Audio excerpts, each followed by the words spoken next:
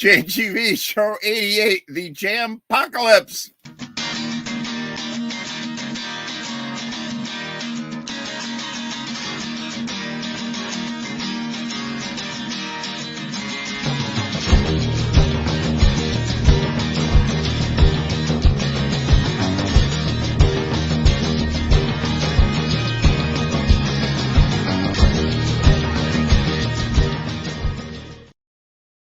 A JMTV audience. So yeah, I remember way back, like in April of 2020. April of 2020. Hindsight is 2020. And Anthony Fauci came on TV. We were just sort of getting to know him. Like nobody knew him. He'd been working for government for like 85 years, but nobody knew it. And he came on TV after. Okay, so we stopped the jam March 13th, I think, was our last Friday night thing at Bobby Q's. And we stopped the jam because they had to like clean the tables. There was a pandemic and they had to like wipe things down, and then we'd be back in a couple of weeks. So JMTV started as like a holding place for the couple of weeks that we would be wiping the tables down. And then they were like, yeah, I think we need a couple more weeks. So then it was like, now it was April and people were starting to get really nervous. And Anthony Fauci came on TV and he said, I remember, he said, don't shoot the messenger. He was like, we think that we ought to be able to flatten the curve and get this all under control and everybody went, he said, 8 weeks. And I was like, what an idiot. 8 weeks. You just got to wipe the tables down. 8 weeks. And then that sunk in and it was like May. Okay, so we'll be fine in May. Summer will be great. It'll be over like the flu. And then it went on and on and on and on. And at some point, maybe around, if somebody remembers, you'll let me know. Somewhere around September, I think it must have been, where we were like, okay, we're in for the long haul now. And somebody, probably Bill Noman, said,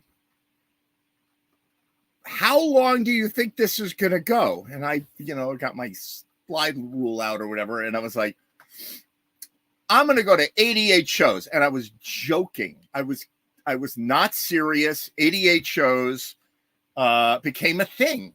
And then we were like, oh, I don't know. And then this summer, it's like, it's over. Yay. And then this fall, it's like, it's not so over. And today, they're like, yeah, everybody in New England needs to wear a mask again. There might be a wave in the wind. It's like, come on already. 88 shows. So here we are at show 88. I'll bring my friend Bill Noman on.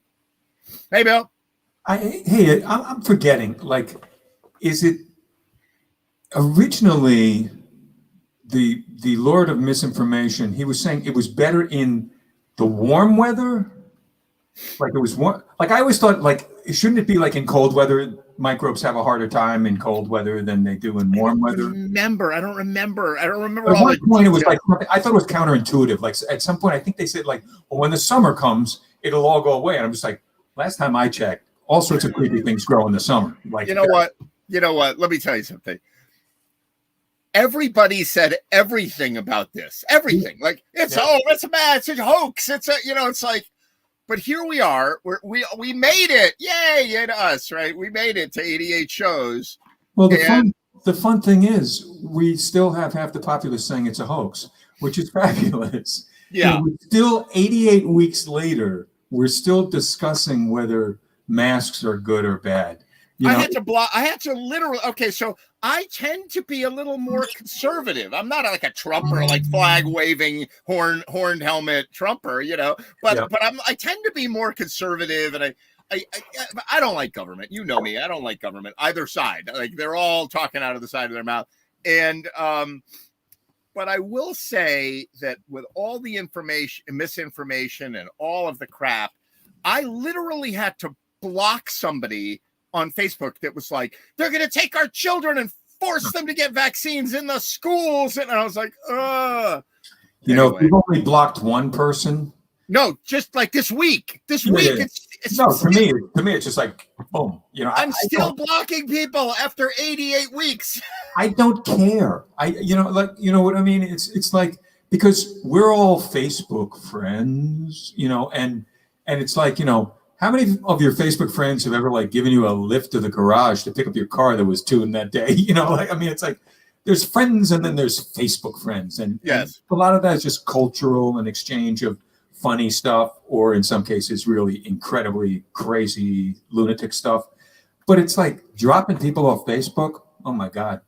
Yeah, like, what does it really mean? I mean, I live on Facebook more than the average bear because with the jams, we use it as a communication tool and we use it as a broadcast tool. Meta, and it's very good at that. It's very good for that. What it's not good for is getting your information from, and you know, we get our information from it. You know, oh my God. As Edwin Starr said, "What is it good for? Absolutely nothing." You know, it's like, absolutely. You know, if it all went, I mean, to me though, Facebook going away just isn't far enough for me. The internet has to go away, and that's not going to happen. So, you know, I have to get used to the fact that stupidity is going to rage.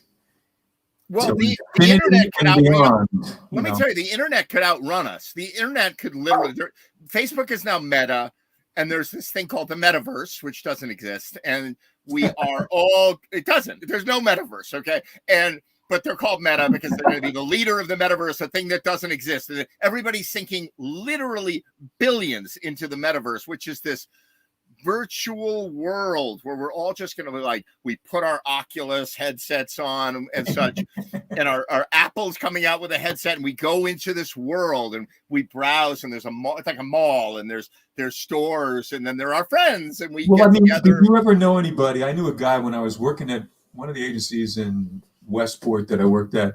There was a guy who was into Second Life, like that thing, and you know, surprisingly, he didn't have a girlfriend. But anyway, but he sure shit did in Second Life, you know. Yeah, and he knew Star Trek. He spoke Klingon. All right, in Second Life, he was a big dick swinging friggin', you know, party animal, you know. But it's just kind of like that was like that had a moment in time, and then now it's nothing, you know, unless there's a subculture. But at this point, it's a subculture. It's not. Metaverse is going to be that. You know, we're going to die. But when did they change the logo? When did they change the logo? When they do all that shit? A week ago.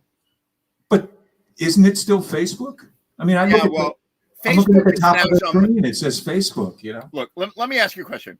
If your brand were Facebook, wouldn't you run the other way so fast? Facebook has such a bad rap right now. Like, the kids don't like it, the grown-ups don't like it, the government doesn't like it. They're like, we're Meta. We're investing billions to get away from Facebook.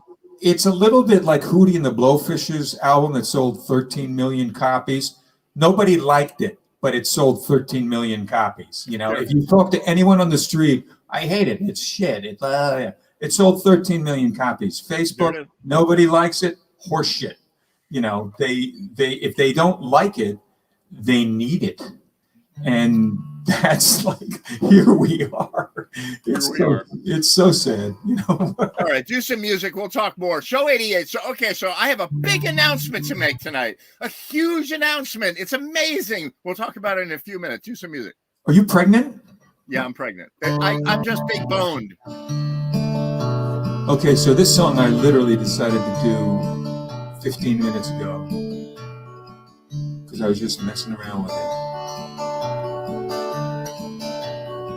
Even the old folks never knew why they call it like they do. I was wanted since the age of 2 down on Copper Line. Copperhead, Copper Beach, copper coal inside by each.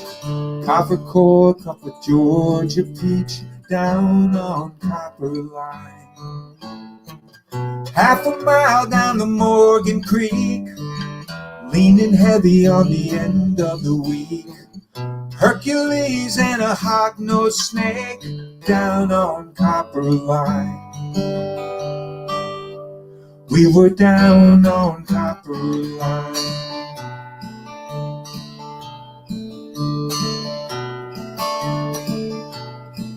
One summer night on the copper line, slipped away past summertime. Wood smoke and moonshine down on copper line. One time I saw my daddy dance, watch him moving like a man in a trance. He brought it back from the war in France, down in copper line.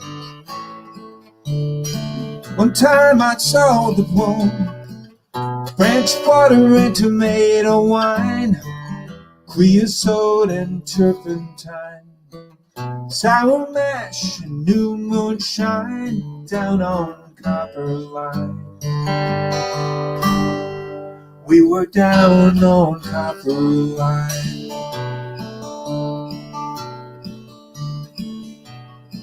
Brain fart. The first kiss ever I took, like a page from a romance book. The sky opened and the earth shook, down on copper line, down on copper line.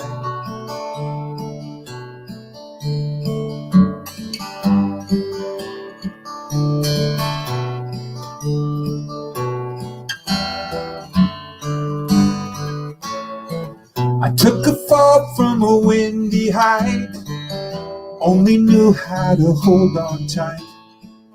Prayed for love enough to last all night, down on copper line.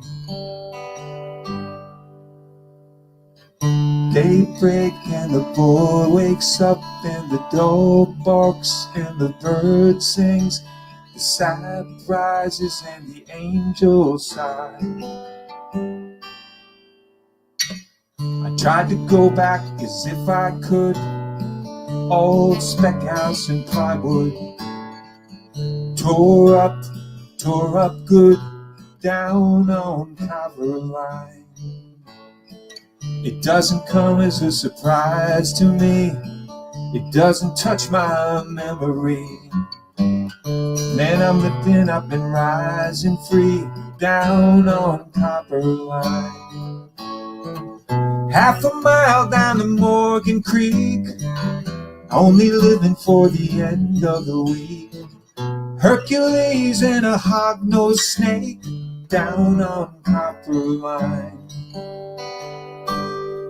We were down on copper line. Down on copper line.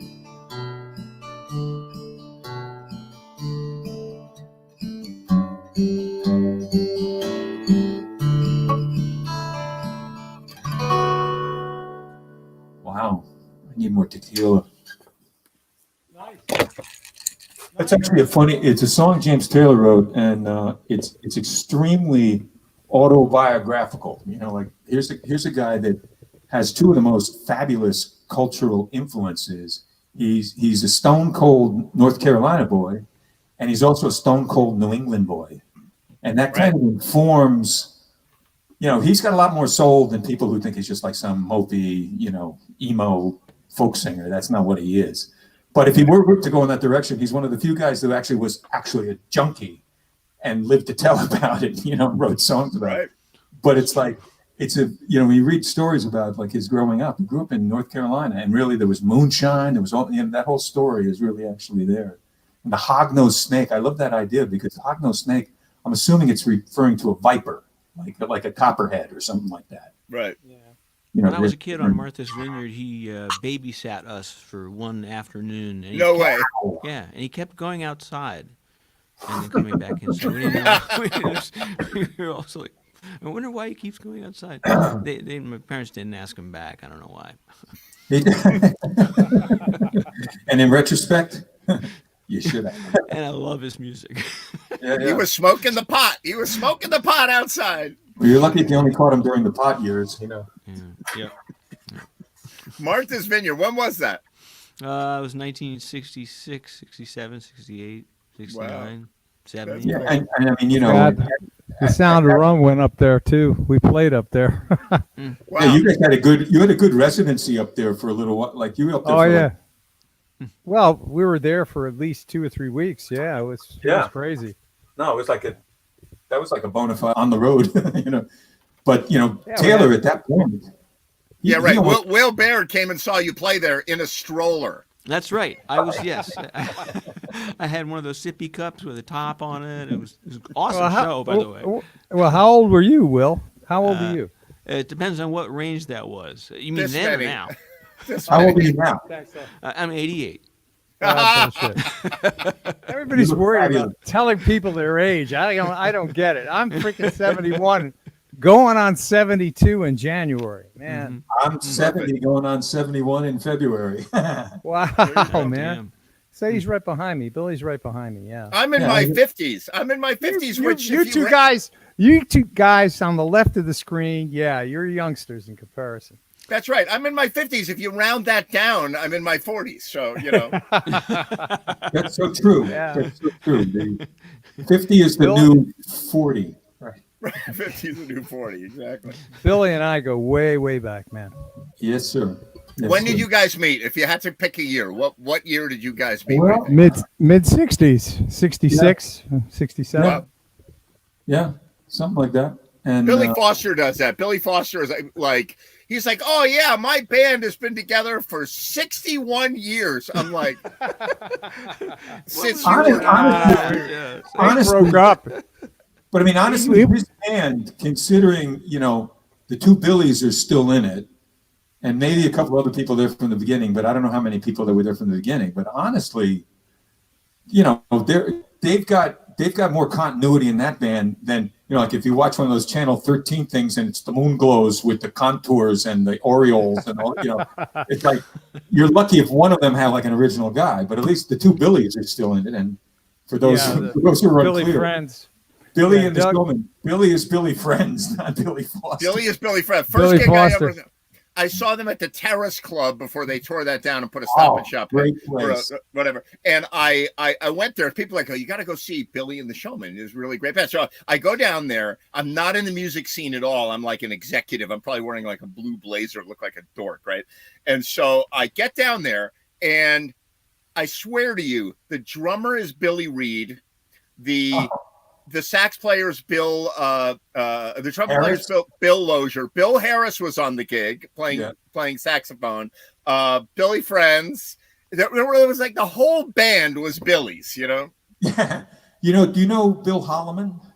Oh yeah, he was on the gig. Bill Holloman was there. Bill Holloman is so funny because for one thing, greatest head of hair in the history of mankind. For one thing, but I went to see my friends the Fab Four at the Beacon Theater 2 weeks ago. Oh yeah, and he's now in the Hogshead Horns, which is the horn section there. Of course he is. And unfortunately, because of COVID, we couldn't hang after the gig. Like there was no backstage thing. Like we had to leave. It was like wait a minute, this is what the normal people do. We know the band. What the fuck? It's Bill Holloman, that guy is just crazy. He once, I was on a gig with him at some place, I don't know, some highfalutin fancy schmancy gig, right? And so it was, I can't remember, was it a wedding? But there was a cocktail reception before the gig, right? So we were with one band, and then there was a cocktail reception, and he's like, I gotta go, I'm playing the cocktail reception. I was like, what do you mean you're playing the cocktail reception? He's like, oh, I'm playing classical piano. I'm like, you're what? So he goes in and he plays beautifully, like better than anybody you've ever seen. He plays Hammond. He plays Hammond. He plays. He's played horns with these guys. Yep. He's a consummate musician. And I once had a funny thing where somebody called me about a gig, and they were saying, "Can you do this thing?" Da da da da. And after a while, I'm sitting there going, like, you know what? You got me mixed up with Bill Holloman. If you're a bad pronunciation, Bill Nolman, Bill Holloman, it kind of sounds the same. And I said, come call Bill Holloman. I don't play fucking saxophone. It's like that guy comes out with a baritone saxophone, and he plays the bitchinest solo you've ever seen, right? And he's like just totally killing it. And then he swings the saxophone off to the side, and he's got a trumpet tucked under his arm. And he picks up the trumpet, and he plays the kickingest trumpet thing ever, right? And he plays bass. He's amazing. And he's got the hair, and he sings he's like. Oh, he has a beard now. So he looks kind of like one of those chia pets or something. It's like it's like you could tip his head upside down and he would look exactly the same. You know, it's like David Letterman, right? yeah, right. That's right. Oh my God, yeah, Bill Holloman. So everybody, look up Bill Holloman. He did an Austin City Limits with a band where he's just like killing it. The guy's amazing. Anyway, legend of music. This is segueing into like an incredible promotion for Bill Holloman. You know, who's I know, right? Because he is amazing, and he's a nice guy. You know? Mudio, he played with Danny Gatton at one point, like in Portchester back in the day. Really? Yeah. Because those guys played, you know, Danny Gatton, Roy Buchanan, those big ass guitar players all played in Portchester back in the day. I met him in Portchester at the Stumble Inn, actually. Wow. He played there. Yeah, he played there. It was just myself, Jay Terrell, and that was it. We came down there. Jay brought his reel to reel and recorded the whole thing that night. And it was just him and his band, and that was it. There was just two of us down there. Nobody else there, man. Playing for the Angels. Yeah, so kids, go look up Danny Gatton and go look up Roy Buchanan if you want to see some. Yeah, these guys. I mean, telly players. They were the best telly players in the world, man. Yeah. You know, I was trying to remember the horn player that played originally with the Showman, and he used to play two trumpets at the same time, and I can't remember the guy's name. Two trumpets at the same time, and I don't know who the hell I can't remember his name. He blew my mind. I'd never seen anything like that in my life. Foster said he's coming on the show tonight. If he comes on, we'll corner him and ask him. You know? Oh, okay. You got to ask him because I can't read. This guy was amazing. You guys are talking about horn players, but that blew my mind, man. Well, that was back in the 60s, man. This guy was If you've ever seen Russan Roland Kirk, so Russan Roland Kirk was a big time jazz guy who was blind, and he had this circular breathing technique. And he also invented instruments. He had this thing called the stritch and this other thing called the manzello. What's and that? he literally, there were things he made. It was like basically PVC. Today if Home Depot had been available when he was there, he would have had even more instruments. But it was like this guy would play on one of these devices. He'd be playing this incredibly scatty, nutty, freeform thing. And on the other one, he's playing Sentimental Journey. Like fucking on a manzetto? Like his brain was just like zoot, Manzetto sounds like an Italian cologne, like that's right. Manzetto. Manzello. Stritch, some people, is something. A stritch was a term that meant squealer in like old 50s movies. But Yes, that's right. That's right. Wild. All right, do one more song, Bill Norman. Come on, play. All right. I like to use all my time talking about Bill Holloman. Soon the pines, they will be falling everywhere. Village children fight each other for a share. And the 609 goes roaring past the creek. Deacon Lee prepares his sermon for next week.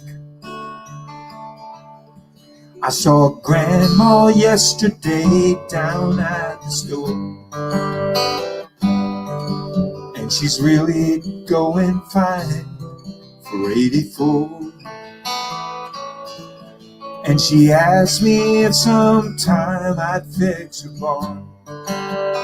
The poor old girl, she needs a hand to run her farm.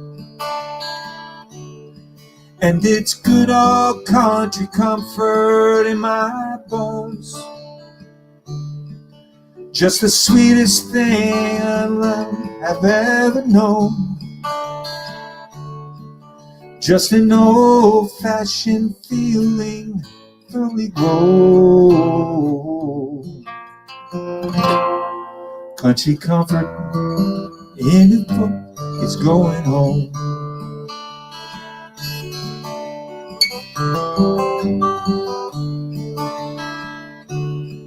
Down at the well, they've got a new machine. Foreman says it cuts manpower by 15. But that ain't agile, that's just what a train would say. See, he's a horse-drawn man until his dying day. And it's good old country comfort in my soul. Just the sweetest sound my ears have ever known. Just an old-fashioned feeling fully grown. Country comfort in the truck is going back home.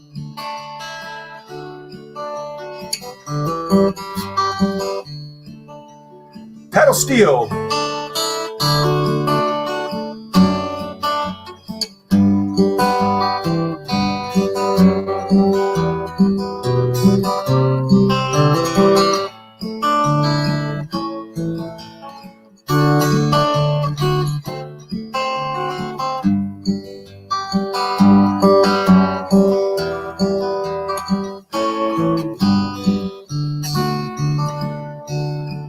And it's good old country comfort in my bones.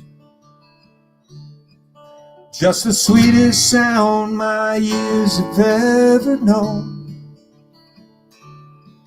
Just an old-fashioned feeling fully grown. Country comfort in a truck, it's going back home.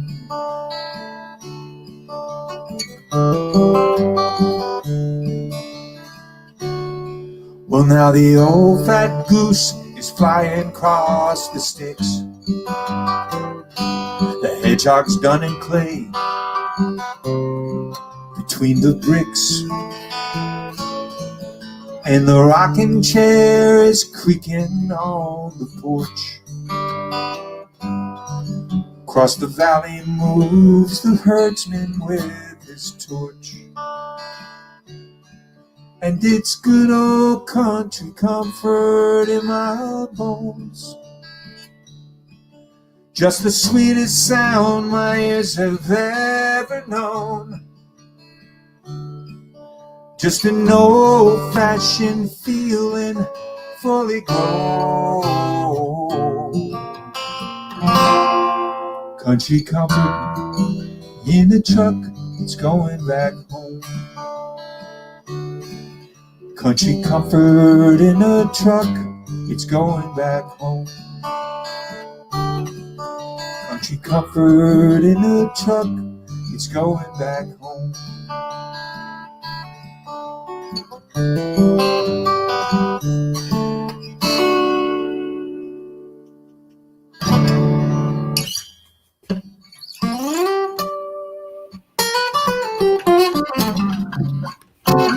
Nice, showing off tonight. Yep, there you go. Showing his prowess. That was nice, Billy. I like that. Thank you, Mario. You know what? I love your voice too, man. I never knew you could sing that well. I never knew. Well, you that. couldn't hear me over yours and Kit's volume. That was why. All I can say is you sound really good, man. Thank you very much, Mario. You know what I'd like to do, though? I'd like to come on this show, but I'd like to rehearse one number with you. I would like to rehearse Money for Nothing. Oh. Dire Straits? Yeah, right. I mean, I can play it now, but I want Billy to sing it, and I'll play the guitar parts. That'd be cool. Yeah, that'd be cool. That's the part I love. I'll produce that as a video. Yeah, well, no, we'd have to get together somewhere online and then work it out. But we could do it live if you can get two mics on at the same time. Yeah, but you can't do it live because, unfortunately, by the time you hear Bill Nolan and he plays a note and you respond or whatever, it's all out of sync. It's a nightmare. Is that just because I'm behind the beat? Exactly right. You got to learn how to play one of these things. That was Jay's complaint about Kit. Oh man, he used to write him all the time. I'm in rehearsals because we are doing, we're doing a gig at the Horseshoe with Crispin and Friends. So right. it's Crispin CO, myself, Tiger McNeil, and Scott Spray, great bass player. When is that? That is the 29th. If that's a Monday, it's the 29th. And Okay. it's very difficult. I feel like, someone has just snipped my umbilical cord because I'm doing it without Eddie Wright. And, it is extremely difficult to basically rehearse virtually. We're doing a lot of shedding and not a lot of together stuff, but Crispin and Eddie and I used to work that stuff hard in Eddie's basement. Like we had more rehearsals for the Crispin and Friends shows at the Horseshoe that were done for free, that we got a sandwich for playing it, but we spent more time on that than anything else I've ever done. And I'm missing my buddy Eddie, who's up in Maine and sort of he's still up there. He kind of likes it up there. He's going to be up there for a little while, I think. Oh, okay. This is what happens. Like, so he went up there for the pandemic, and now he's like, I'm not coming back. Well, they got through one winter and didn't kill each other, and that's good. And more than that, they seem to really enjoy it, and they have a cute little house up there. And I go up there to visit every once in a while, but it's it's tough down here, just because you cannot replace. You can't replace middle school relationship music that's lasted this long. It's very difficult. And so the stuff we're doing, on the 29th is going to be, for better or for worse, it's going to be more me singing solo stuff than it is going to be, right. Harmony stuff, which, Eddie and I are like steeped in, the Everly Brothers and, so. You guys knew each other much longer than I knew Bill. Yeah, junior high school. I've known Eddie since Bobby Faust and you guys used to hang out together. Bob Faust and you and Bob Eddie. Faust, rest in peace. Bob Faust was the guy that we went to school with at Eastern Junior High School. This is before I knew Mario, because Mario was in Coscob, so we wouldn't have met because he was at Central Junior High. But Bob Faust was one of these guys who, he was so prescient. Like he was a guy that went to the Village. Came back, the Village, the Village in New York. He comes back with this like Howlin' Wolf album.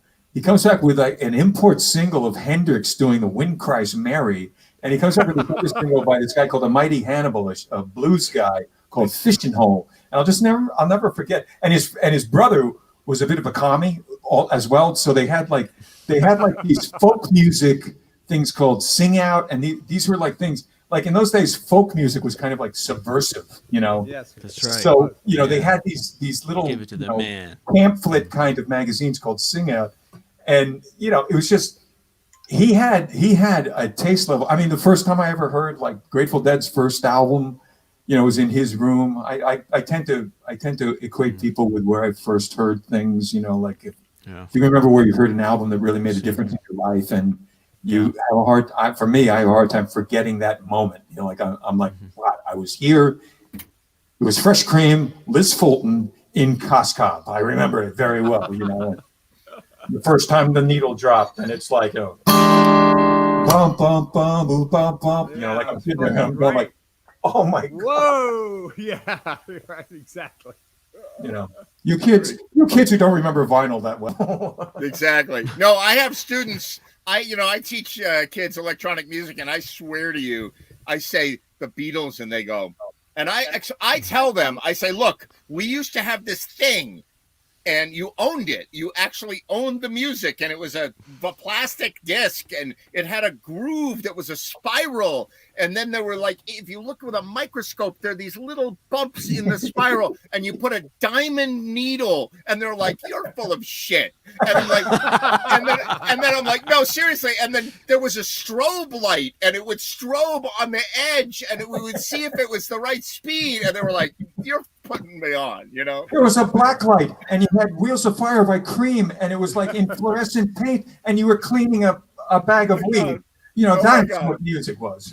They're like, that's not a thing. No, you have like your phone and and Beats headphones. That's or like, I'm gonna send you tomorrow a link to some stuff that my son had turned me on to, which were sort of mashups. And I'm forgetting the name of the band. It wasn't Modest Mouse, but I forget who it was. It was sort of a rapper, and he did 2 albums. One of them was it the Wu-Tang Clan? They did one that was like a mashup with Hendrix, and the other one was a mashup with the Beatles' White Album. And it might be an interesting way for you to get them to segue into like seeing like you know, there are other people besides, you know, old white people that like actually saw Yeah, it right. as a No, musical thing that had some value, you know. I do it like they make foie gras. Like I open their mouth and I shove the music down their throat. That's how I do it. Oh my God. That All would be right, the Bill, only way you get me to eat foie gras. I can tell you that right now. do one more song, and then I'm gonna bring my good friend Ray Simonelli on to do a couple songs before he has to run off. I got Nick Carter in the studio. We got Barry Orlando. We got Will Baird and Show 88, the Jam-pocalypse show. So Bill Nolan, do Will one there be more zombies? for us. Yeah, there'll be zombies. Believe me, there are okay. zombies here. So I Bill love Nolan, I love jam-pocalypse as a word. You know, Jam-pocalypse. we like that. play a song that John Hall from Orleans wrote called "Plutonium is Forever," and I call that forget it. Never mind. Quick, they call that a transient ischemic attack. It's like a short my God. stroke.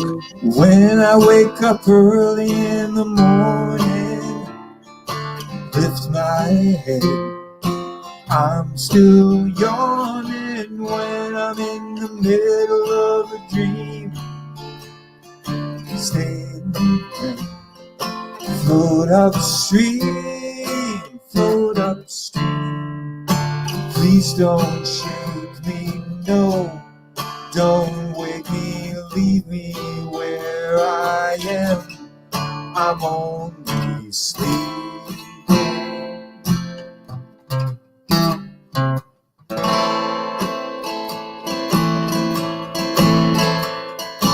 Everybody seems to think I'm lazy. I don't mind. I think they're crazy, running everywhere, such a speed, till they find there's no need, there's no need. Please don't spoil my day, I'm miles away, and after all, I'm only sleeping.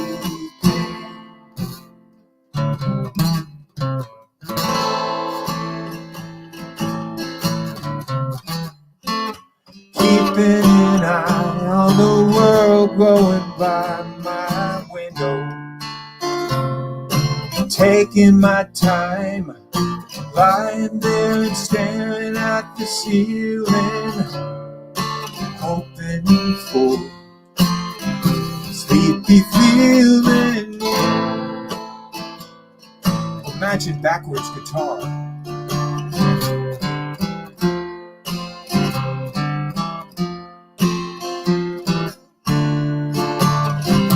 Please don't spoil my day, I'm miles away, and after all, I'm only sleeping.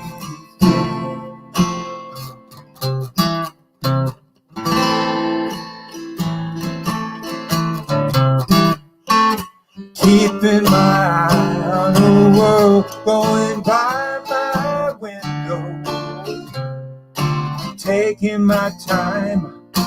When I wake up early in the morning, lift my head, I'm still yawning. When I'm in the middle of a dream, stay in bed, float upstream, float upstream.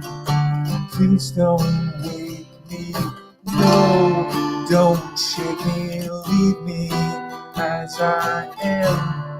I'm only sleeping.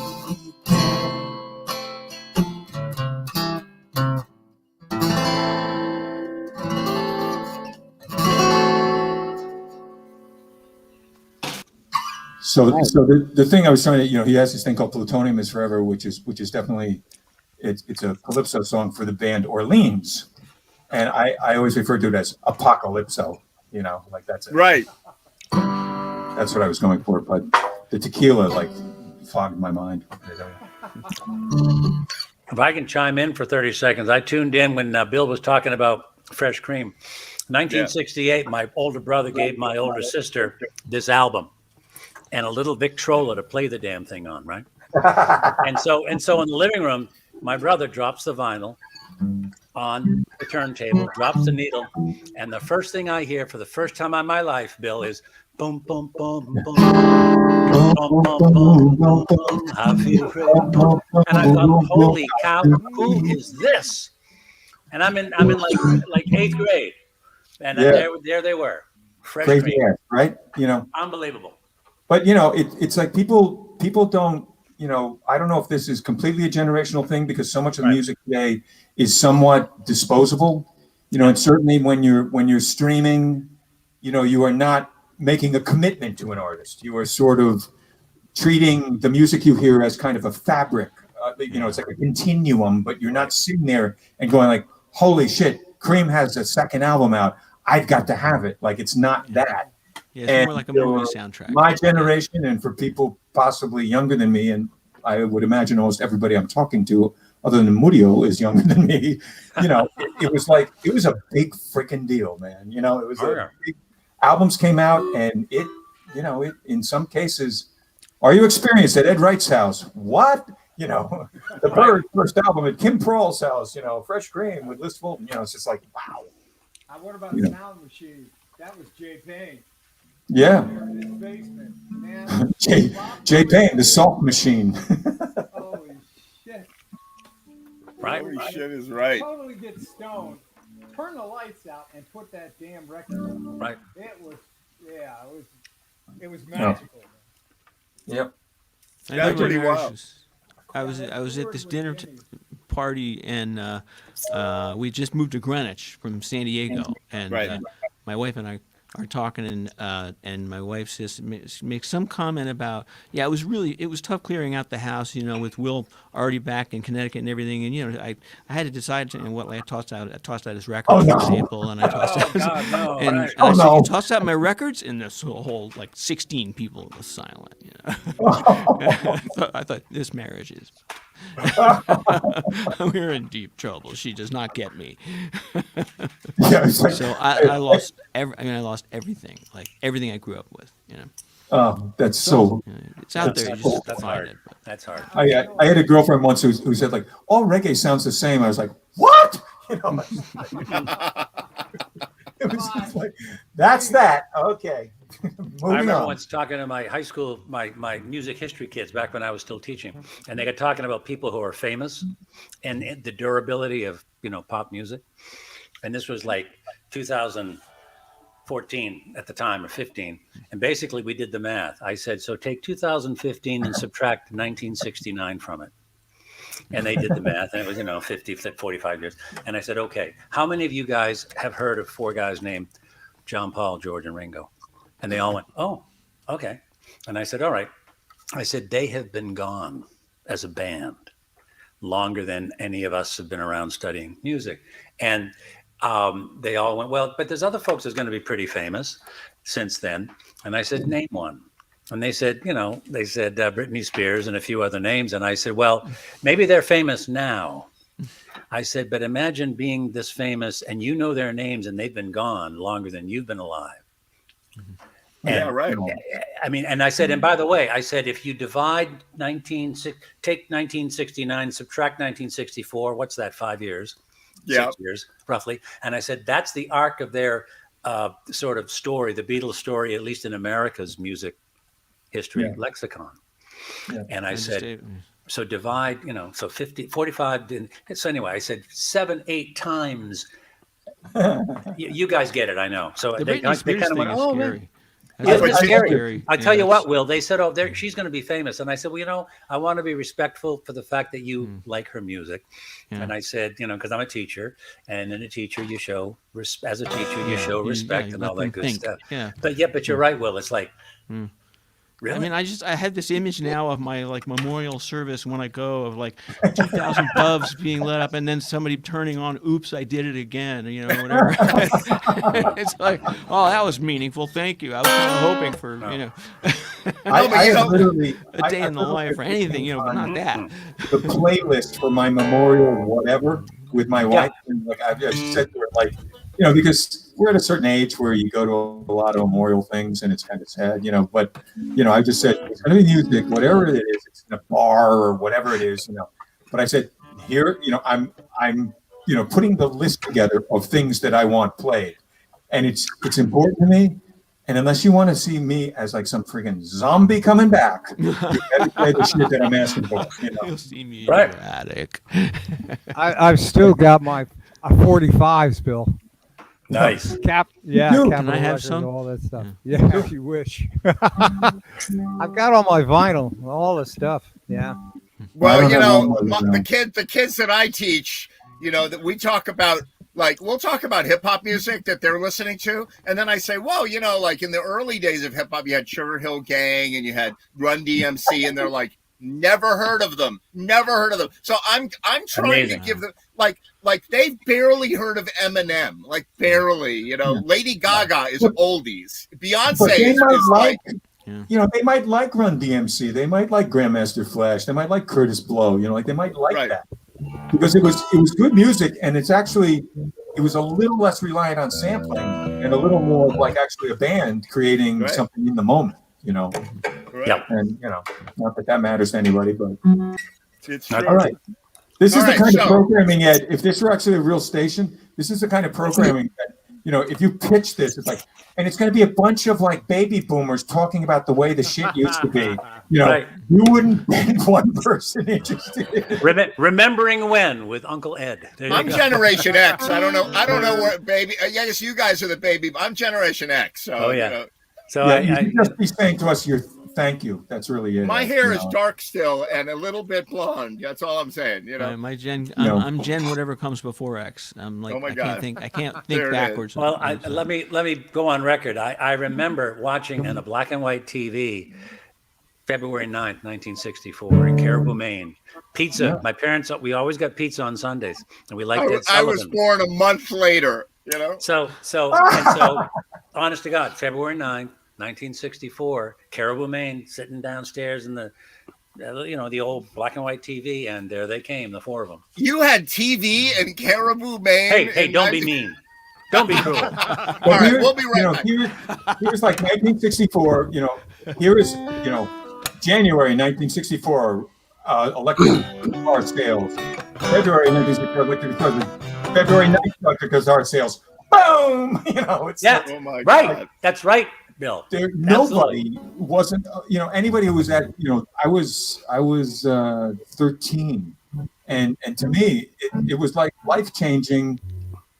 And that being said, nobody played Beatles songs. Nobody. You played Stone songs, basically. Right, You played right. Pink songs. You played Mitch Ryder. You played stuff like that. Nobody played Beatles songs. They knew like augmented and diminished chords. Like you didn't go there. Like you were like, You didn't know how to do it. no, it was way too Yeah. musical. And frankly, it was a lot easier to try to emulate Mick Jagger than it was to try to emulate George John or Paul locally. That's a very interesting point, and you're right. Yeah, It well, was then they real jumped the blues-based. tracks and went to Sgt. Pepper's and became a different band and Right. did Right. went off. There's a really cool interview by Terry Gross with Paul McCartney, which you can find. It's on WGBH. It's an hour long, 45 minutes. It's really cool. He talks about so much stuff you've never heard him talk about them creating stuff and him and John and stuff. Yeah. What really happened according to him. All right, you guys powder your noses. I'm gonna take a break. We're gonna do a couple songs with Ray Simonelli, and I will Is see that cold? you guys. I will Hello, see Ray. you guys right after this. I will see you guys shortly. We'll continue All this right. mayhem on How do you this. know this? That sounds like the 80s. All right. Joe it's not the- 88, the Jam Apocalypse.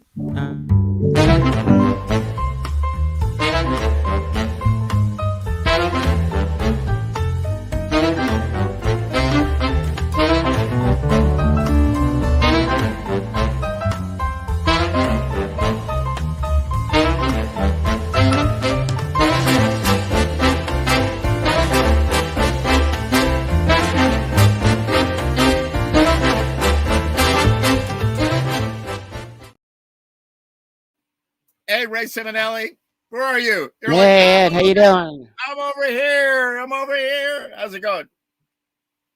Oh, pretty good. How you doing? I'm doing okay. Hanging in there.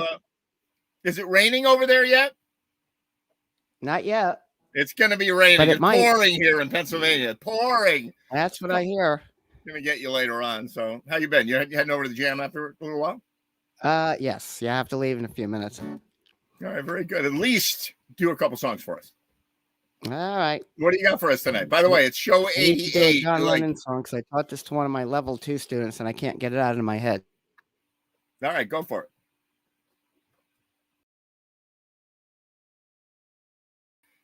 And the famous Ray is frozen, but we'll come back on. Here we go. Ray Simonelli.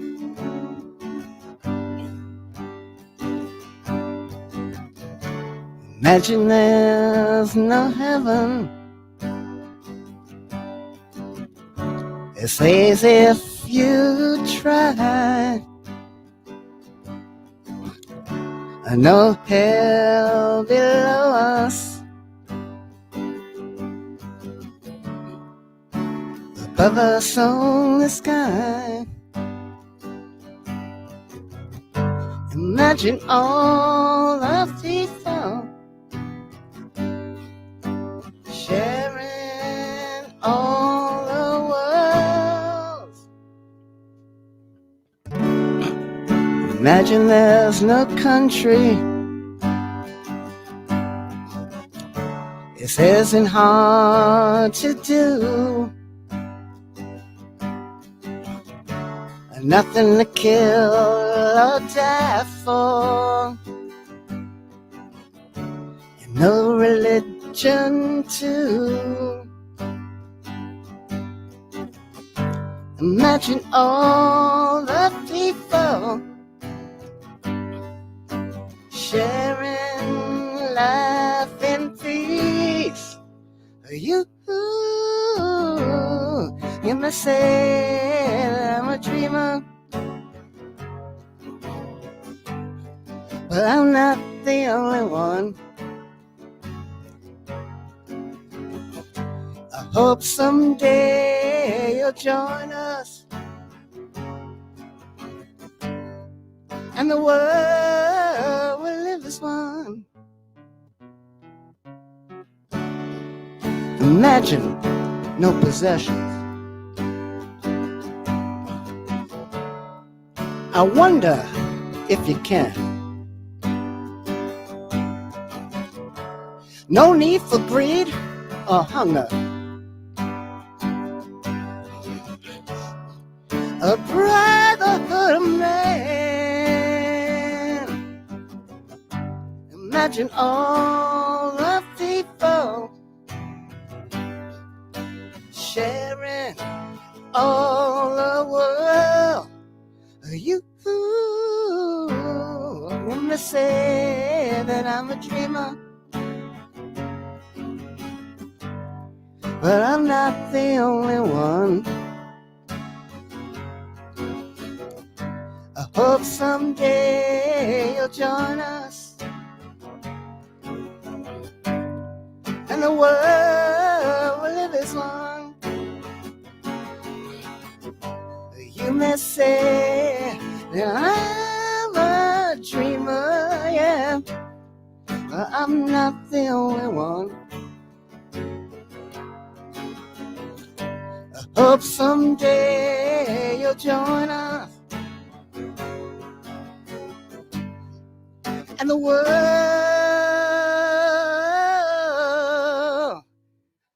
will live as one.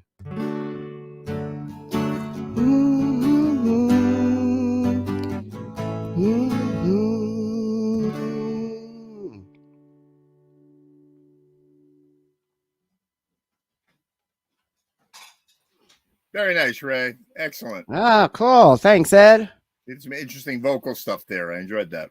Oh, thank you. Thank you very much. Yeah, like What I else said, do you I had- have? Do you have time for one more? But before your ride Actually, shows no, up? I've got like literally like four minutes. I got to be out front. Ray I Simonelli, got to great pack to up real quick and run, you know. But I great to appreciate see it. you, Ray Simonelli. All right, I'll talk to you soon. Thanks for including me, Ed. Awesome. Catch you later. Okay. That's Ray Simonelli, and now I'm going to bring the masses back on. It's all, the We crowd. got is Mario on Orlando coming on. Got Mario's gone. Where's Mario? So- the 88 apocalypse.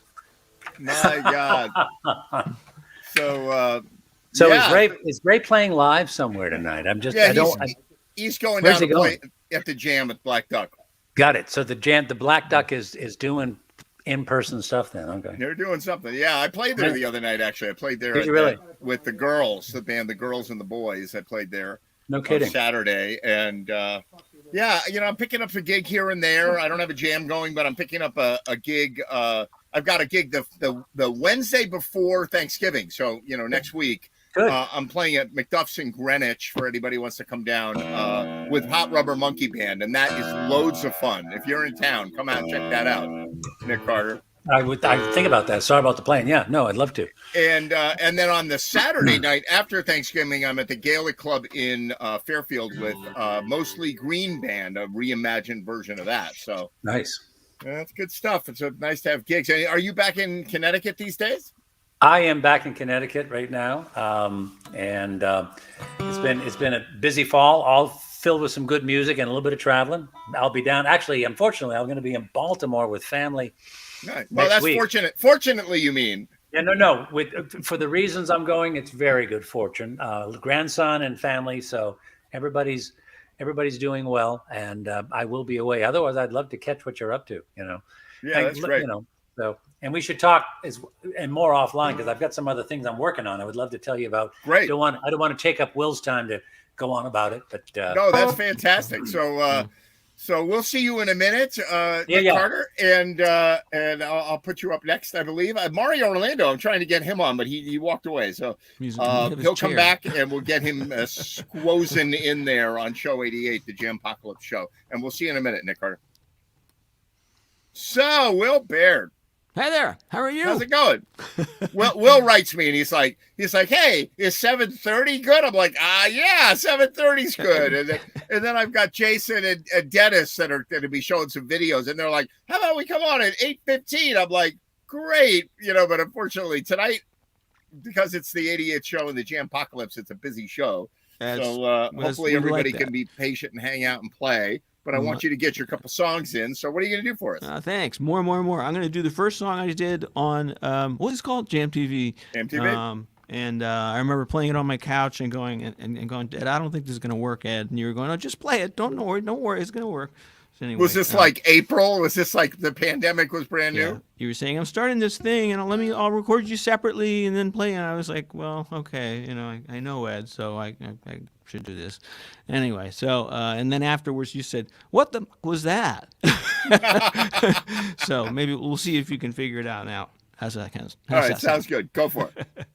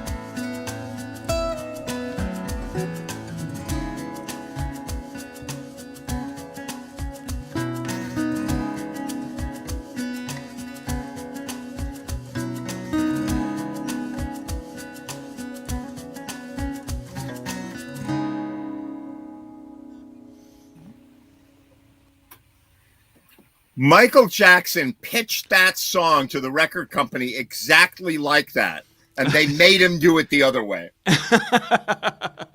That's my story. It'll never sell. Yeah.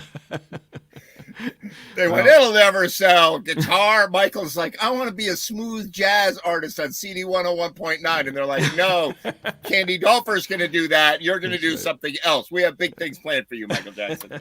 Billie Jean, Michael Man, Jackson. you remember when he was a little kid singing with the Jackson 5? He was black when he was a kid. It's amazing. Yeah.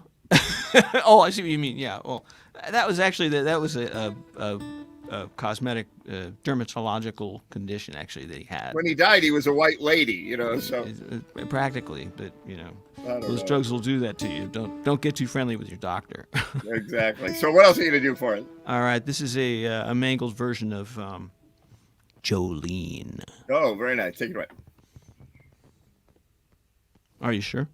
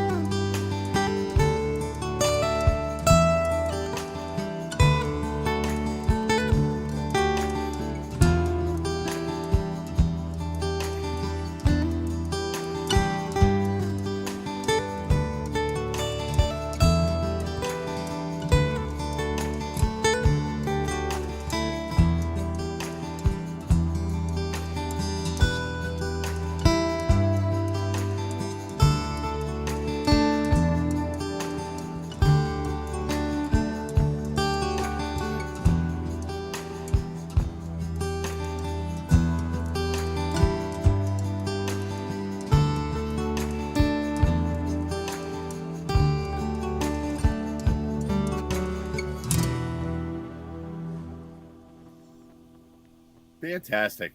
Very nice. Nice version. Thank you. I'm proud of that. It's very dark. Excellent. So I was wondering, I was like, what could I put on next that is the absolute diametric opposite of what you do? Oh, I know exactly. Mario Orlando. There he is, Mario. How you doing, man? Okay, good. So I hope you don't play Jolene in a smooth jazz way, Mario. Like, was that your plan?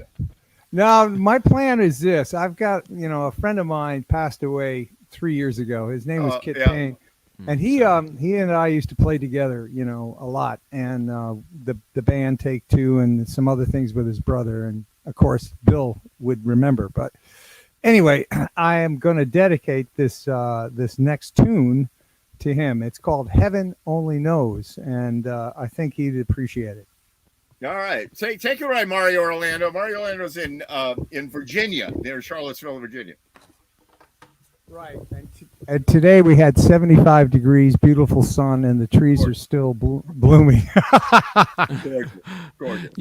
You guys jealous or what? Nice. You're a Tell mean me, man. You're a Jealous. mean man. We had 65. I did all Breaking my out. You, Ed, you probably already had snow. Are you kidding me? Yeah. 2 days ago. Gosh, We had yeah. snow. Yeah. There you go. I don't want to see that stuff, man. If it does snow here, it's like a little dusting. It lasts a day or two, and it's gone. That's it. Right. Yeah, right. Just enough to get the evergreens looking pretty. That's about it. Very cool. All right, play us some music, Mario. I want to hear what you got. All right, hold on. Well, I think you may like this. Hold on. All right, cool. I got to put this mic down. Let's see. Now I got to turn this on.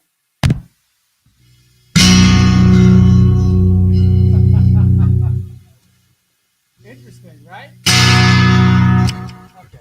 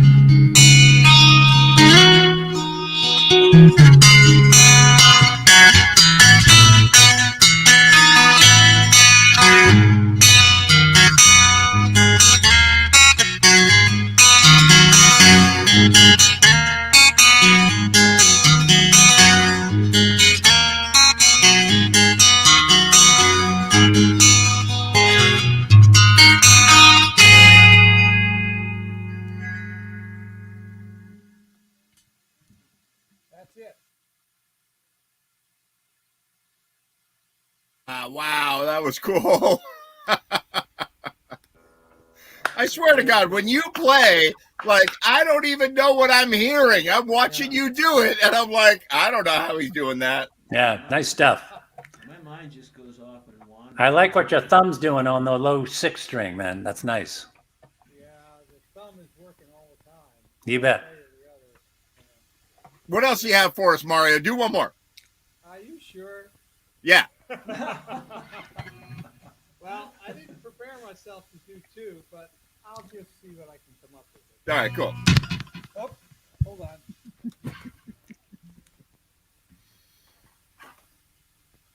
It's all good. The hodgepodge of technology to make this all happen. It's really great. All of us have become experts. You know, the reason why I have the sunglasses.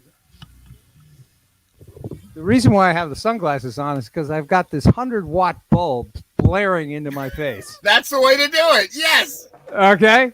And I'm going to tell you, it's distracting. So I said, the hell with this. I'm putting on sunglasses. So, but you always complain that I'm in the dark. So You're I said, in the dark. "Bush." Yeah, exactly. I got Well, so much now- light in here. It's like, ah. Yeah, well, this thing is blaring right into my face here. So that's why I'm wearing the sunglasses. Welcome to the world of motion pictures. Right What on. kills me is I spend like 3 hours trying to make everything look like this, and Mario spends like 5 minutes. He looks the same basically, Turns on and the his music 100 kicks water, my you know? ass.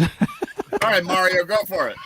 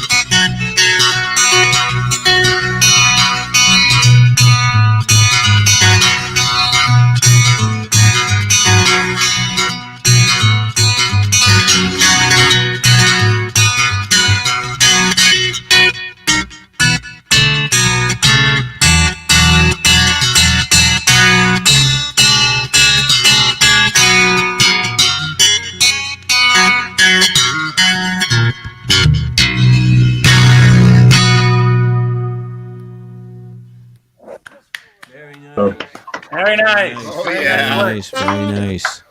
That's Just smoking fooling good. around.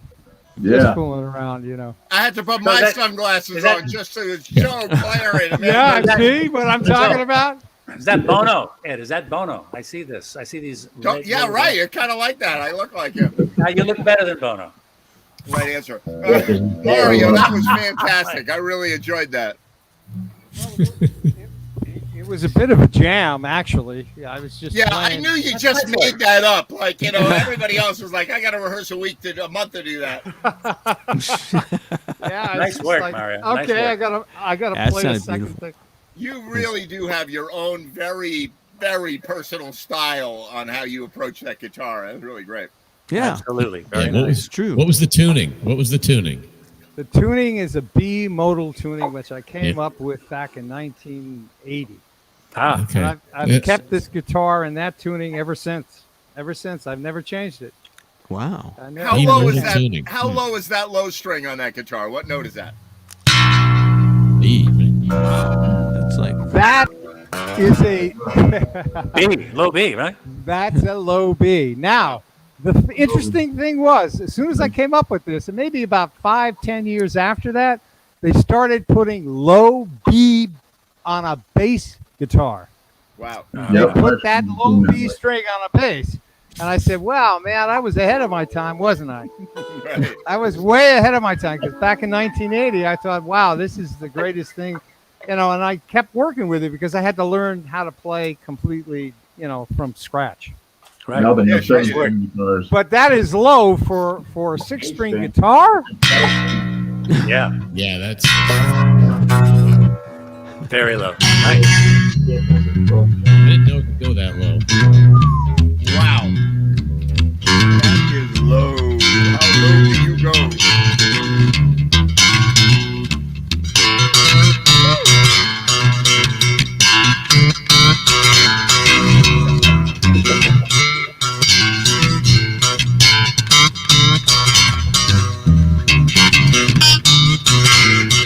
That's great.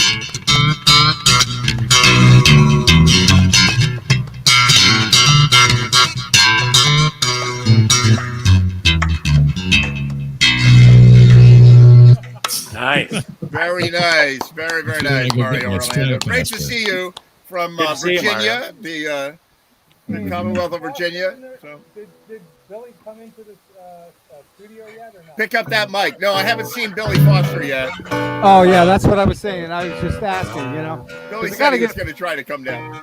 Oh, okay. Sounds I saw him good. last Nice. night.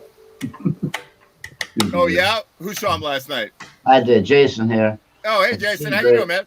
Good. How you doing? Good to see you on JMTV. It took Yeah. 88 shows to get you on JMTV. I know, really. 88's the charm, What's huh? the password? Sounds good. Hey, Jason and Dennis, are you okay for time? Because I got two guys here, Chris Owen and Nick Carter, who are going to play some songs. And are you okay for time? I noticed you guys sitting there in your television studio. Yeah, yeah. You got a Yeah, few we're minutes, good. right? We were just jamming. Yeah, sounds good. Sounds good. So, Mario Orlando, thank you so much for coming on GMTV. It was great to see you again. You made it to the Jampocalypse Show 88. Yeah. Well, that's why I wanted to do that, especially on an eclipse. That's a special Right. event. Yeah. You know what I'm Eclipse saying? tonight. Something's got to have a big announcement to make, you know. And so, Oh, really? Okay. Actually, I don't have a big announcement. I was going to do that the whole show. I was going to go, I got a big announcement, right? Then I can't Bullshit, pull it right? out. People to watch the whole show that way. We're watching till the end. He's got a big announcement. Nothing happens, right? Oh, my God. All right. We'll be right back with Chris Owen and Nick Carter. Stand by. All right. Good night, guys.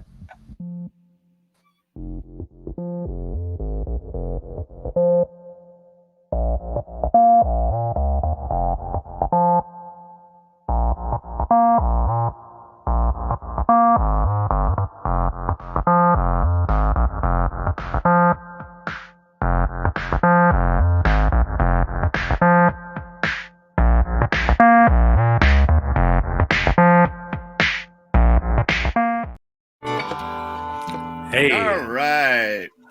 Now we're back. The quieter side of GMTV. So Nick Carter, how you doing? I'm doing great. How are you, Ed? Good to see you, Good. Chris. What about you, Chris? How Nice you to been? see you. Yeah, everything's very good, thanks. Everything's Retirement great. is treating me well. I'm very happy. That's nice. Have your muscles recovered from your 700-mile walk up the? Yeah, I remember this. Yeah. Hey, check this out. What? You're gonna show me like? This is my trip. This Wow. is a photo. This is a Classic trail. photo album Nice. of my trip. That's me and my buddy there on the other side. You can see us there. Oh, Nice. that's And cool. this wasn't cheap.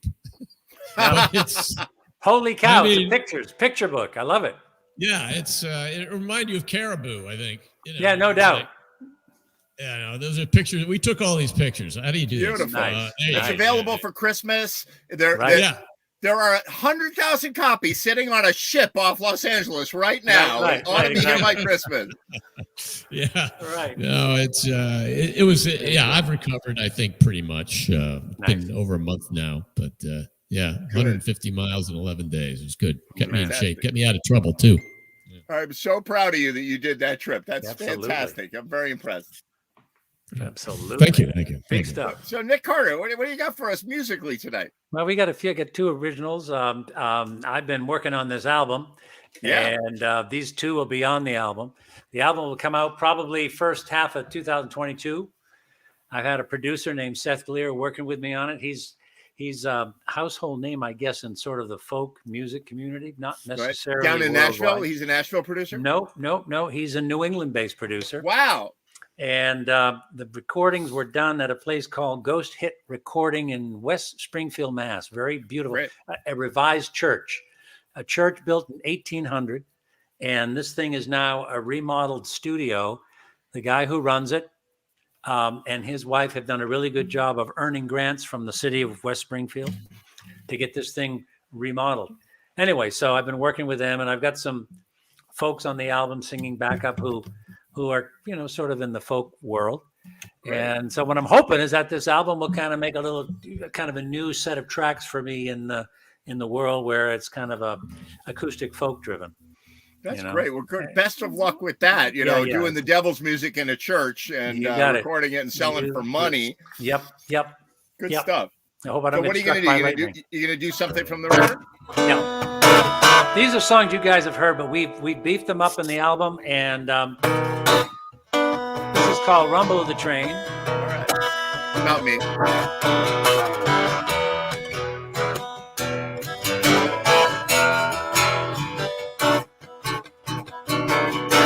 So I follow her voice underground through the tunnels and the noise. I tracked her down. She was singing by the turnstile to a city on the run, passing out pieces of her heart in every song, singing, here's to those things that never change. Talking about music and the rumble of the train, yeah. Well, she's there each day as I come rushing by. Got my game face on, I'm running with the tide. Yeah, well, it's an endless procession. She serenades the ebb and flow. She might wish we'd pay attention. She never lets it show. She just says, y'all come back, 'cause good things never change. Talking about music and the rumble of the train.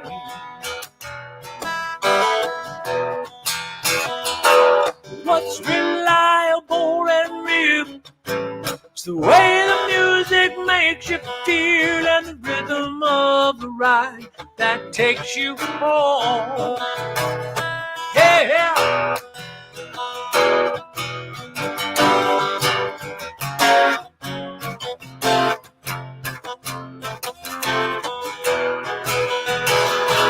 If I just stop and listen to her song, The music stays with me all day long, but I gotta go. So I drop the 10, gotta leave again, and keep my day on track. Without a word, just smile. We both know I'll be back, 'cause it's so nice to know that some things never change. Talking about music and the rumble of the train. It's so nice to know that good things never change.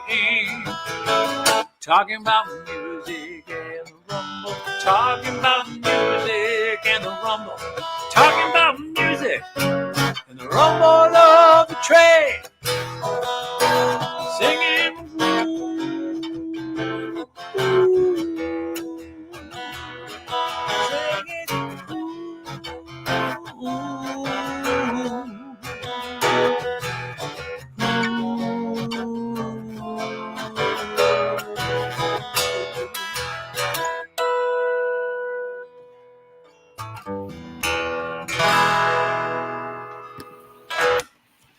There you go.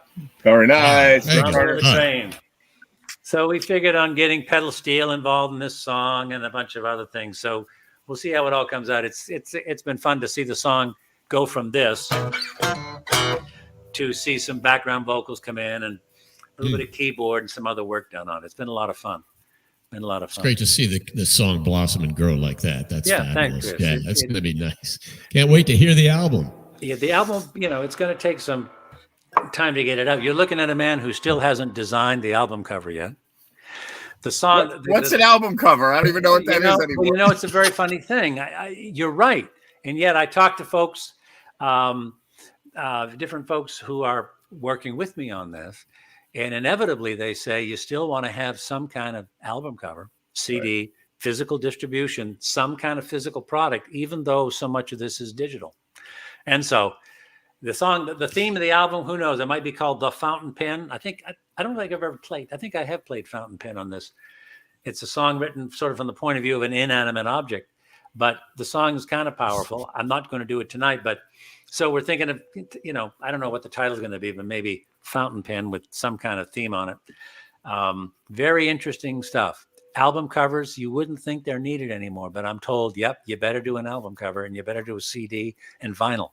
Imagine I talk that. to my students and I say, Amazing. do you own any music? I say to my students, do you own any music? And they look at me like I asked them for quantum physics or something. Like they're like, yeah. What do you mean own music? And I'm like, do you have any actual physical music that you own? A tape, a CD, a record? Right. They're like, right.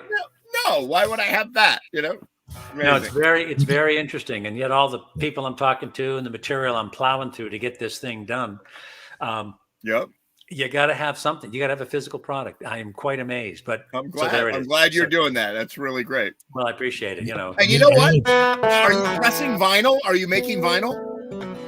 Vinyl will be part of this. Yes. Yeah. Oh, yeah. I want one of those. Put me down for one of your vinyl. I want one of those because I was at Walmart the other day buying cat food or whatever I do at Walmart, and hanging out at the women's lingerie department. And and that's where you got that shirt, isn't it? I got my shirt, exactly. Thank you, Chris. I was wearing the shirt. You saved the moment, Chris. I got a bra. Never mind. Anyway, they are selling vinyl at Walmart now. They have an aisle of vinyl and record players. So you can buy the vinyl and they're like that little Victrola branded record players there. It's amazing. My son calls me the other day. He said, "Hey, Dad, listen to this." I said, he's in LA, and he has a turntable, and he had the latest Coldplay. He likes Coldplay, so he had the latest Coldplay in vinyl. He was so excited. Can you imagine this? Vinyl. That's the way. Vinyl. I mean, we all had vinyl at one point in our lives. It all comes back. It all comes back. I mean, like right now, I'm sitting in my studio. You can't really see it where I'm sitting, but I have like racks. My computer's up on a synthesizer with lexicon reverb, and I've got racks of analog synthesizers that I was into in the 70s when I was a kid. Right. And they're analog. They have patch cables and stuff. And it's all back. Like they're selling all this stuff. People are like, oh, you got to go analog and you got to go, cables and, anyway. Oh, yeah. Back in the 70s, they were like, Yeah, we Right. use cables because we can't figure out how to integrate it all into it. We don't have the technology. Right. And then they found the technology and never went back. And now they're like, wait, we could sell 20 million kids all these old things that we used to make. You know? I love that. All Like these old things we used to make. Polaroid cameras are back. Film is back. Yep. Processing, it's like, why we got rid of all that? It sucked. It was like, it wasn't as good as what we have now, but they want that physical thing that, that you can touch and smell, Tactile Yeah, stuff. I mean, exactly. you have to, if you want a CD player in your car now, you have to order it specially. They don't come anymore with, No, right. You make your CDs, you press your CDs, and no one has a machine to play it on anymore. That's the whole right. thing. My friend has a motorcycle. He has a BMW motorcycle that was made in like 2008. Right. It's got a 10 CD changer on the motorcycle. Oh my. Yeah, it's pretty amazing. That's good news. Full circle stuff. Full circle. All right, Nick Carter, do one more for us. All right, we got for you. Here you go. Called. Absolutely. My guitar will be my compass.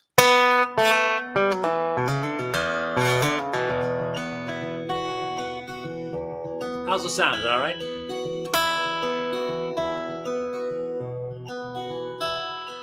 Winter 78. Finally quit the band for a job back home with family. I did not see the trouble coming down as my guitar became a stranger to me. Fresh out of school, steady paycheck in hand, my pockets full of cash. Had an office in the field, helping farmers work the land. Had 3 good years before the crash. Then the market broke the farms, and banks came calling for the keys. Closed up shop, watched the bridges burn. My hometown wasn't home to me. Right roads don't always lead you home, and the wrong ones are paved with alibis. But if my guitar is my compass when I go, I'll find my home. And my songs will be the stars I'm guided by.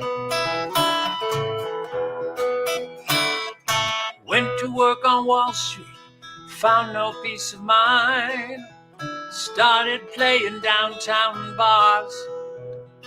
Finally broke away, left the suits behind. Traded stocks for tips in a jar. Right roads don't always lead you home, and the wrong ones are paved with alibis. But if my guitar is my compass when I go, I'll find my home. And my stars will be the songs I'm guided by.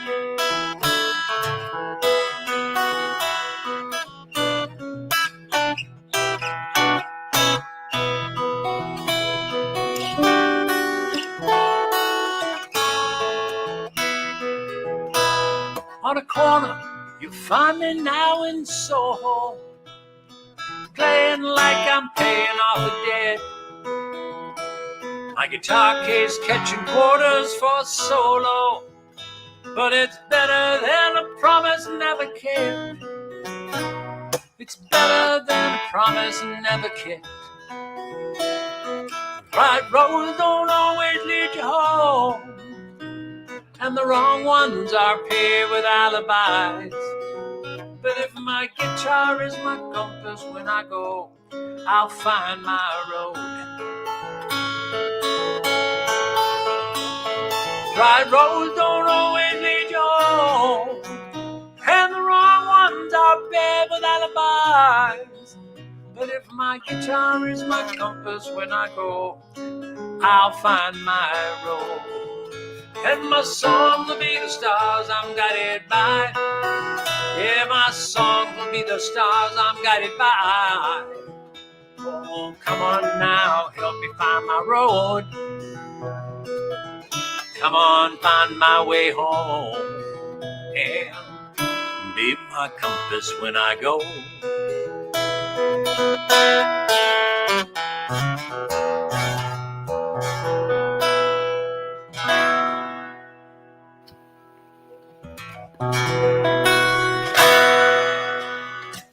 There we go. Fantastic. Yeah. The wrong roads are paved with alibis. Wow. Aren't they ever? Aren't they ever? Right. Chris, I'm so glad you, Ed, I appreciate that. It's nice to play for folks when they really listen, right? They dig into the story. Heck, my cat was listening. That's great. But I love it. It's like that little extra bit of, it's like productive pressure. You know what I mean? It's like, it's so nice.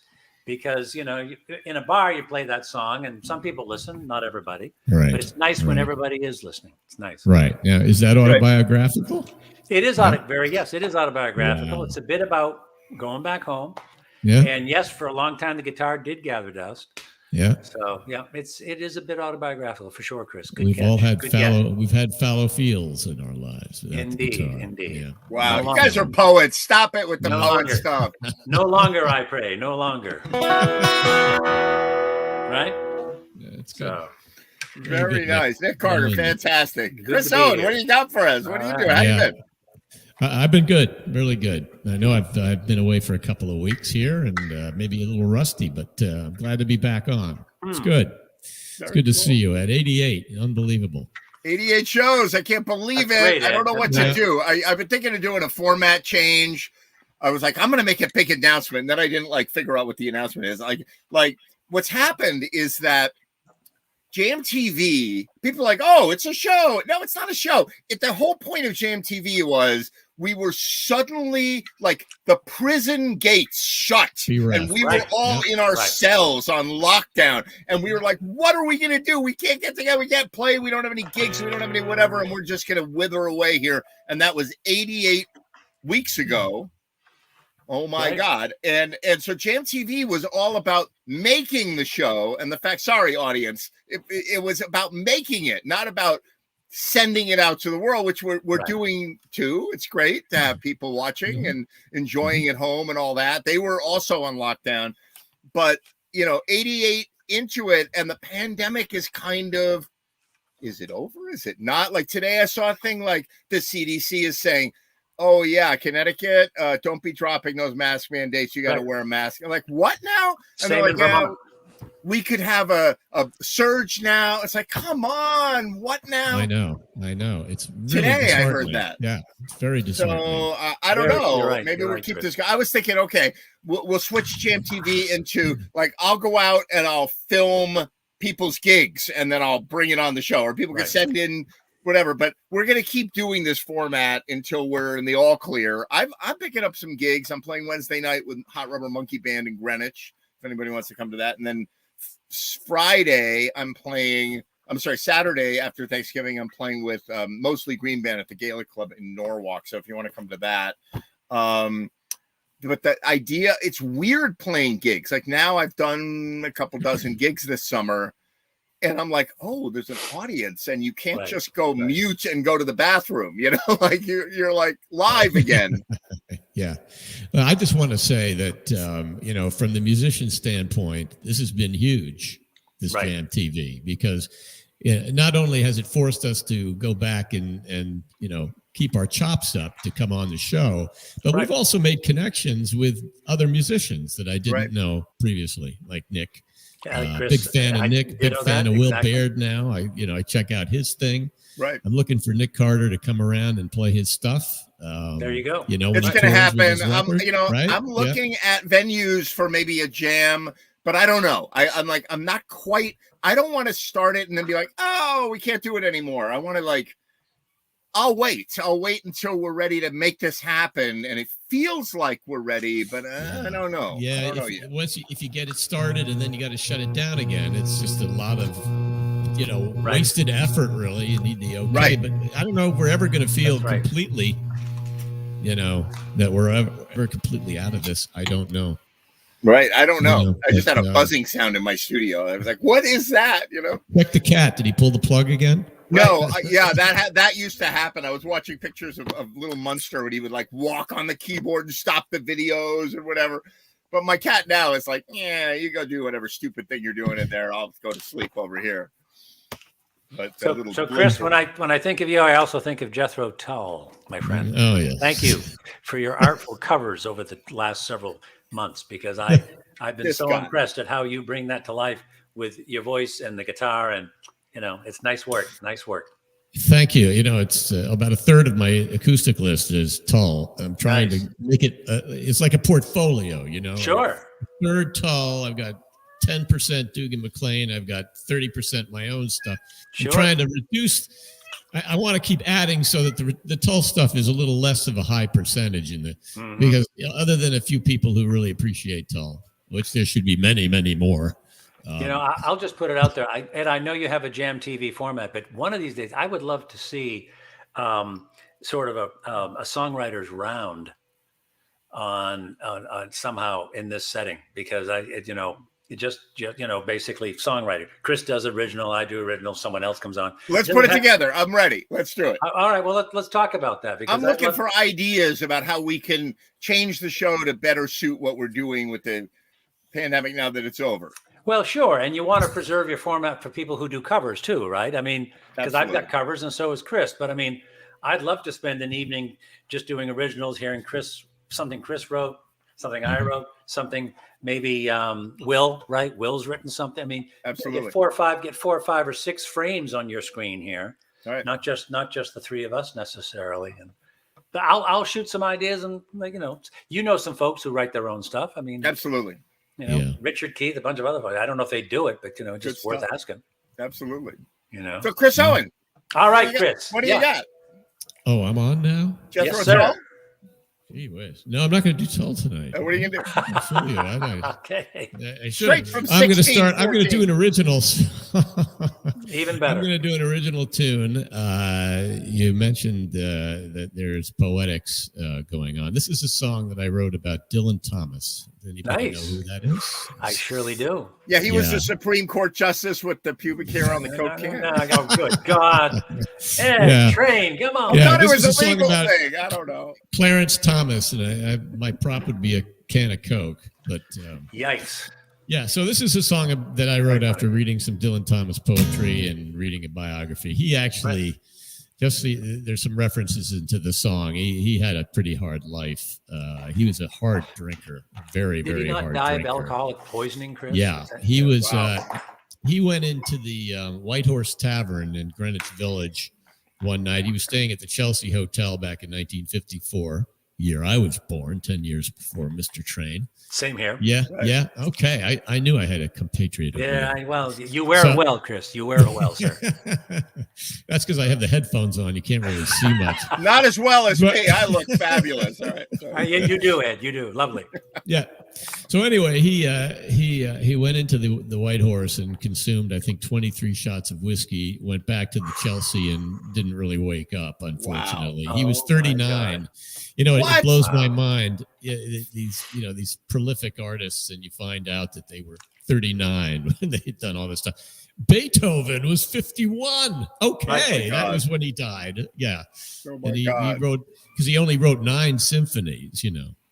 Yeah, only. Yeah, exactly. How's the sound? You sound fantastic.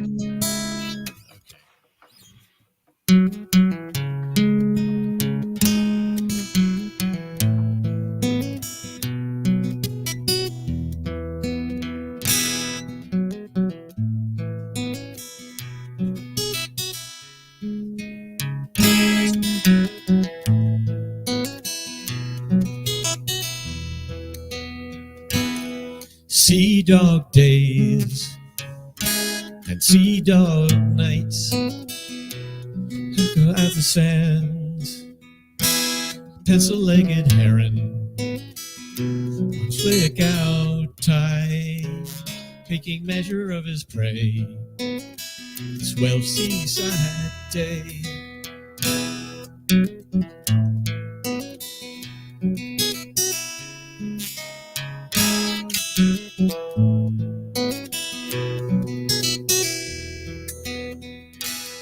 standing on the quay and watching as they picked the cockles from the sands. Such a simple thing, yet everything there is. You turn and lilt away, back to mother in her arms. What is that you hear, Dylan? Hoo-hoo, coo-roo, coo-roo.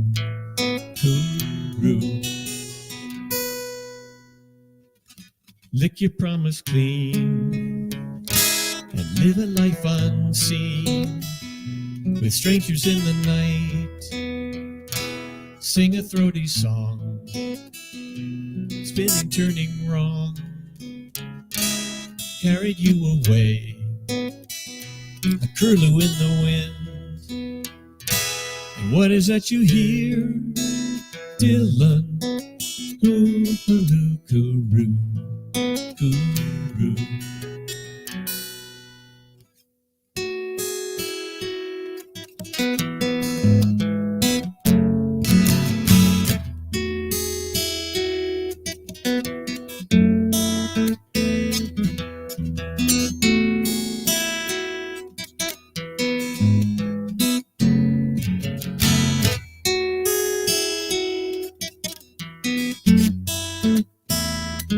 What is that you hear, Dylan?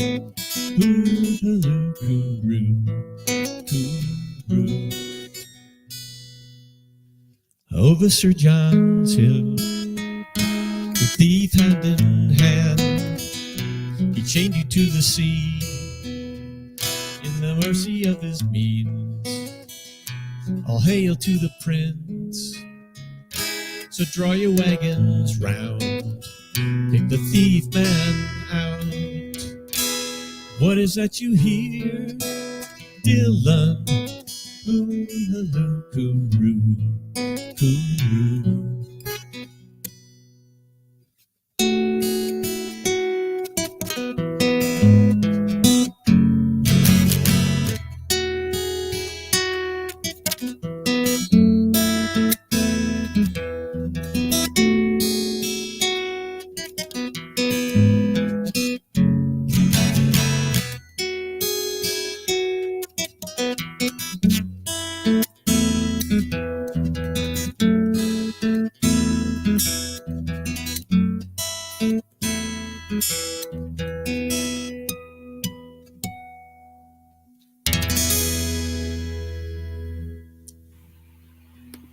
Very nice, Chris. Thank you.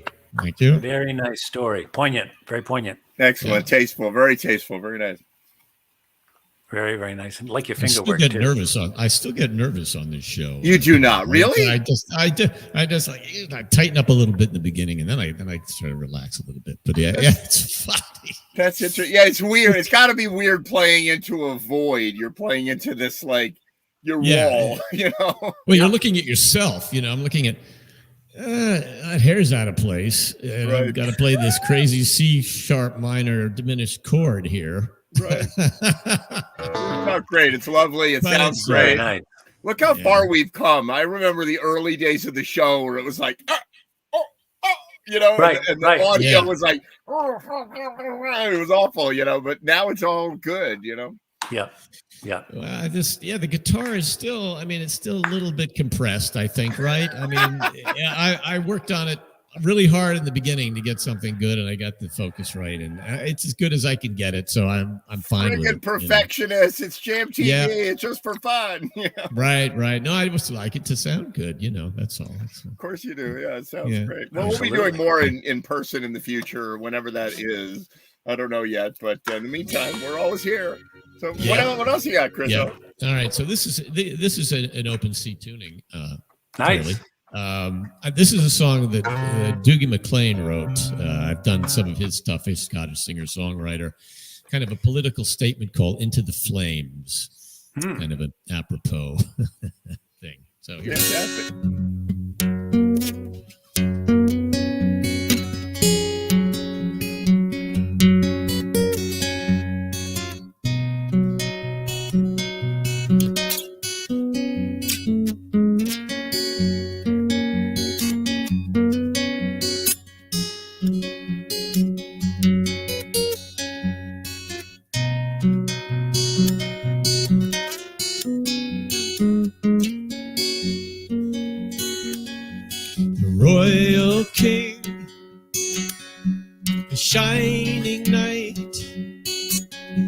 He'll lead us through this bloody fight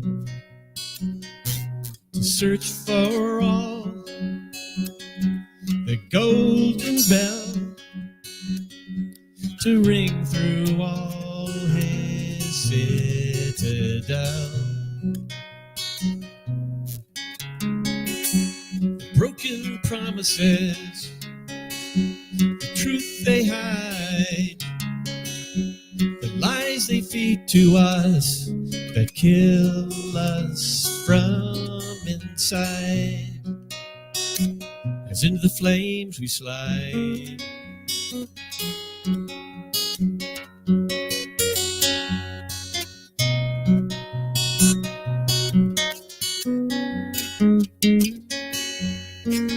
The chosen one, the honest man, he'll help us any way he can. His clever word to calm our fear, but he's laughing when we cannot hear. The broken promises, the truth they hide, the lies they feed to us that kill us from inside. As into the flames we slide.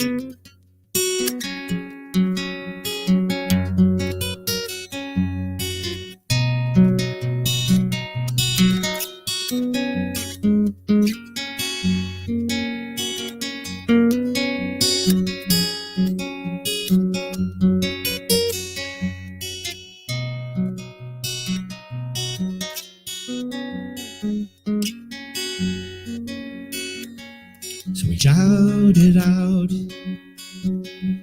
not in our name. Our hopes are not for him to shame. The blindness breaks our eternal ties and fills despair in all our eyes. Broken promises, the truth they hide, the lies they feed to us that kill us from inside. As into the flames we slide.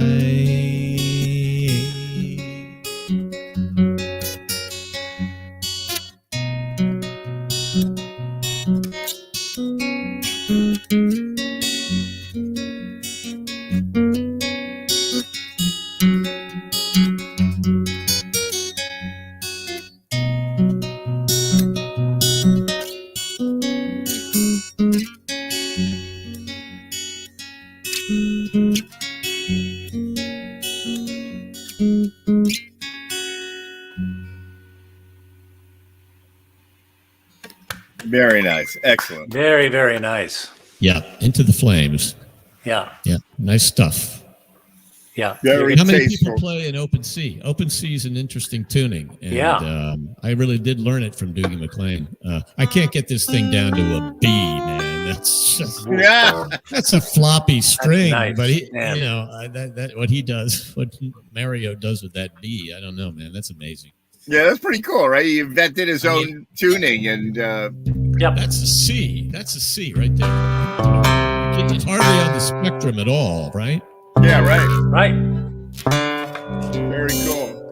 Very nice. Nice work, Chris. All right, you guys, really good to see you. Good to I've see got you, a Ed. whole other thing happening right now. All right.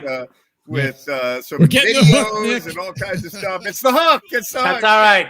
Ed, it's been great. Chris, stay well, man. Ed, thank You you. too. Fantastic. Talk to Great you to see you later. guys. Yeah. We'll be right back You with bet. See you, Jason Ed. and Dennis. Bye.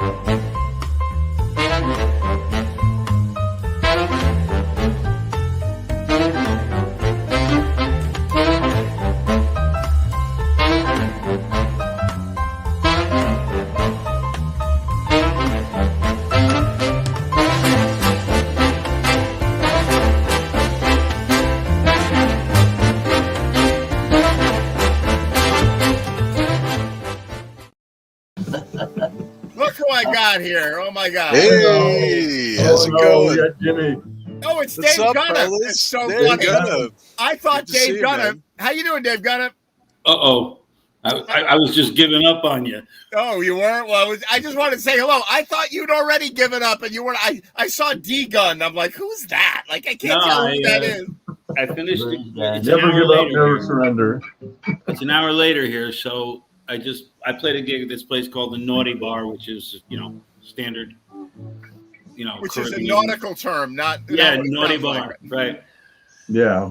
And I got home and I saw your text and I said, well, I haven't been on in months. So I said, Oh, well, that's so funny. I had the fan behind you, and I was like, who is that? I can't tell. I had my glasses on. I was like, who is that there? D Gun. And I'm like, idiot. Of course it's Dave Gunnup. well, I'm sorry. You have a few cocktails, you sing a few songs. How's life in St. Croix right now? It's pretty good. It's I'm down here by myself. And my wife is staying up in the States because of the grandkids, and she won't. Oh yeah, right. She won't come down in November, but she's coming down New Year's Eve, and then we stayed until May. So I'm just trying to line up the gigs now because it's easier to do it if you're here. Yeah, right. Trying to fudge it from Connecticut. So how many years have you been doing gigs in St. Croix? 1977. Wow. So 44. That's a lot of years. That's fantastic. Yeah, I love it. We bought a condo here. So they know you. You walk into the bar, they're like, "Oh, you again?" Well, tonight was an interesting night because I really didn't know. They're all younger kids, and the Naughty Bar is a new hotspot. And they called me up and said, "Hey, we heard you're in town. Do you want to play?" I said, "Sure. I'd love to play." But I didn't really know a lot of these kids, so. And especially when you're doing original music, you're asking for people turning their heads quickly and dismissing you, and it didn't go that way. It went good. So I had a good time. I had a few glasses of wine, so I'm not exactly tack sharp. But if you wanted me, I got on and I said, if you want me, I'll do one or two songs and I'll get out of your way. Listen, I want to hear you do one song. Do one song. Okay. It's good to see you, Dave. I've been keeping. And first of all, hey Jimmy, how you doing, man? I'm good. I'm saying it's good to see Dave because Hey, Dave, Jimmy, how are you, buddy? I'm good. I love your stuff. I keep bugging Ed to say I want to get in touch with you. I don't know if you use Messenger or not, but yeah, I'll hook you guys up. I got 3 CDs that we. I love your stuff, man. That we really made for my grandkids, so that when we're gone, they'll know what we did because I'm sure their parents won't tell them. So, to you, my friend. And I'm gonna message me when I get back to Connecticut. I'll and your grandkids will be like, our grandparents left us. Oh, the CDs, yeah. What do we do with it? I don't know what to do with it. Like, I heard the guy the computer before, with it? really good Put player, your coffee cup on.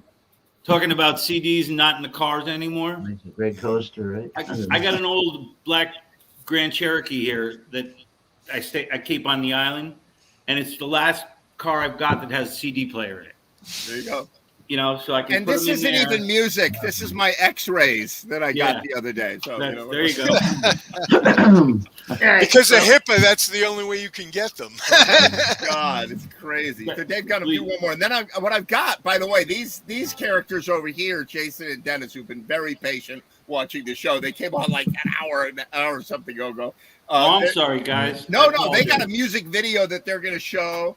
And, I said, come early. They've been hanging out watching the show in their studio or whatever that is. But I got to hear you do a song if you're going to bed in St. Croix. It's got to be late there. It's got to be like 11, right? Yeah, it's 20 to 11. Yeah, it's 11 o'clock. Yeah. All right. All One song, I'll do one song. We'll catch up then afterwards. And I'll play along. All right. For my daughter, Kate. Can you hear that all right? Oh, yeah.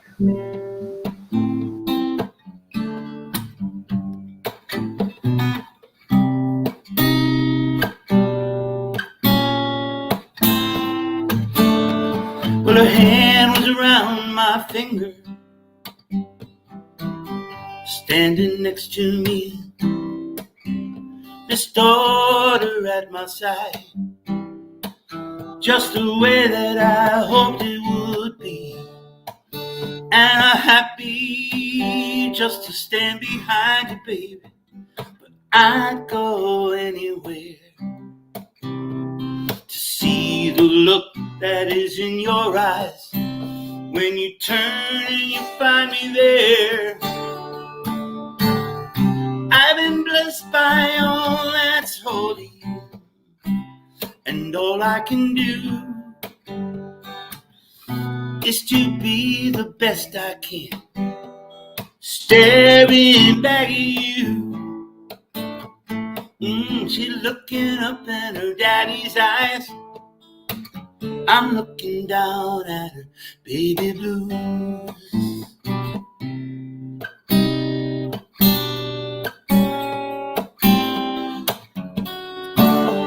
Now, time has given me this young lady fair,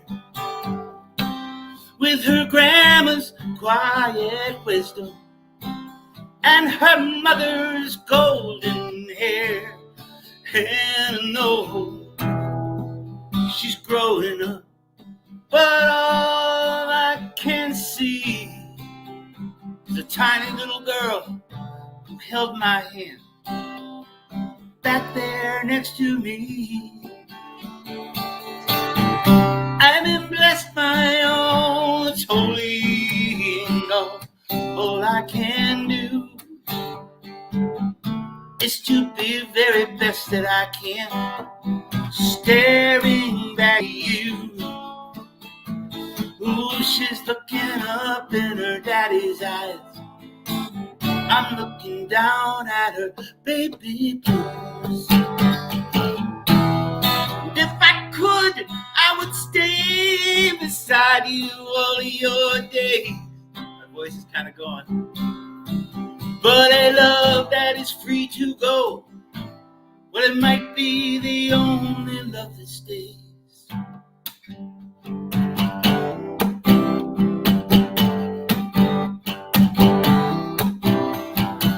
Now, is it any wonder that a boy's in love? And as he's taking your hands from me, I'm gonna ask the Lord above, yeah, help me smile and lead the aisle without a single tear. Thankful for all of the precious moments you were here.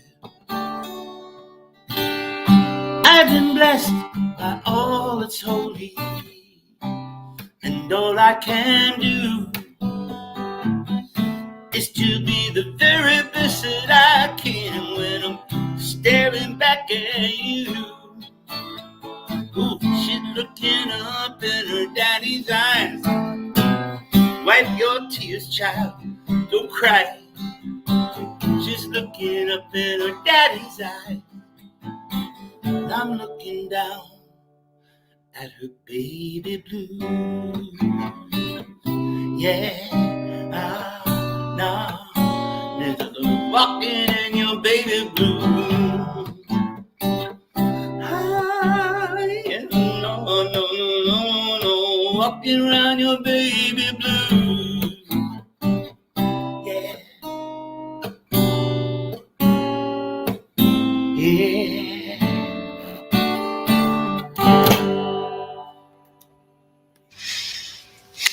Wow, great tune. Really great. Fantastic. Yeah. When you can't reach the high G, you know it's time to go to bed. That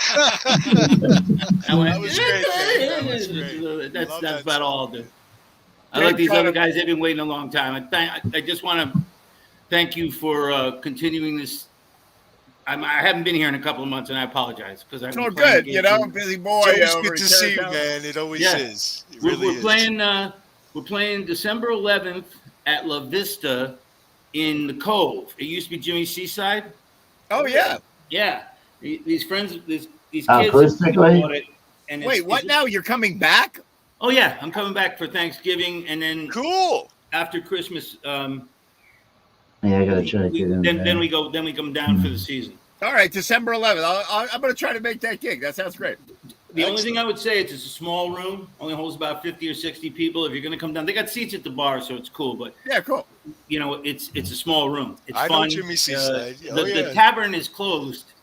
The Long Ridge Tavern is closed for renovation, so you know that's our home. And by the time they open, we'll be in St. Croix. So we found this other club that's fun. And December 11th is a Saturday, I'm pretty sure, and we're doing it. So if you guys want to come down, please come down. Fantastic. When are you coming for Thanksgiving? You're coming back? I'm coming back the night before Thanksgiving. I'm hoping to escape my family's dinner by coming in late, but I don't think that's going to work out because so come to my gig. So come to my gig. Like I'm playing in Greenwich at McDuff's with a really good band on Thanksgiving. On the Wednesday. Oh no, I won't get home till midnight on Wednesday. All right. Okay. All right, listen, guys. Thank you very much. I'll get out of your way. Great seeing you. Got it. Fantastic seeing you. And who we got here? Who's hanging out in the studio? It's Tommy. Hey, man. Hey. It's been a while. Good to see you, man. Hey, and so Jason and Dennis, was Tommy on your project? No. He's on mine. No, I just came to hang out. Oh, yeah, he's all over your stuff. I know. How you been, Tom? I've been good, man. I've been good. Yeah. That's very cool. So you're sporting some whiskers too now, man. You know, screw it. You look like the anonymous. You're like the anonymous guy. You're like the anonymous mask, you know, with the little, you know. Well, you know, all the cool kids are doing it, so I figured, screw it. I'll throw my hat in the ring, you know. Yeah, good stuff. Why not? Yeah. I let the whiskers ever since I got out of high school. Every winter, I let the whiskers grow. This is 3 weeks. That's 3 weeks. 3 weeks. This is 6 months. When I was a kid, my dad, he was like, when you get into business, he told me, if you have important meetings in the afternoon, you have to shave in the afternoon, and I did because my beard grows back real quick. Wow, I first grew my beard many years ago, like 30-something years ago. On a bet with a friend of mine who said, you know, I said, you're unbelievable. I said, you can't grow a beard. You couldn't grow a beard to save your life. He said, you couldn't grow a beard either. So we bet like a Coke or something. And then I grew a beard. Next thing you know, you're stuck with a beard. Next thing you know, I got a beard. and he's like, got like a whisker, like a weird whisker coming out. Yeah, I have those. Oh my God. And so, I grew a mustache when I was 18 in order to look older. Right. Now I don't know that I care looking older. Oh my God. So where are you guys right now? You look like you're in a professional studio. We are. This is my $200 an hour. No, it's yes. Cool. Jason. That's very cool. And so tell us about this song that you guys did a video for, because I'm going to show that. I wrote it when the whole COVID thing started, like the first couple of days. My girlfriend's like, don't go anywhere, you know, you got to stay in, you know, you can't touch anything, you know, it's like, it was crazy, you know, and I just sat in my terrace and, you know, I just wrote this song, the beginning of it, and actually I was very creative too. I wrote like 7 songs during the whole thing and recorded them, and I got a CD in the past year. I played all the instruments on it, and that's great. Yeah, so cool. That's what happens with COVID. Next pandemic, you'll do 2 records, you know? Right, exactly. Yeah. I even learned harmonica for the song, you know. That's very cool. Well, yeah, so he plays everything on this one. I just did the editing. Very cool. I looked at it before, and I'm going to show it to you guys right now. We'll talk about it after. Here it is. Okay.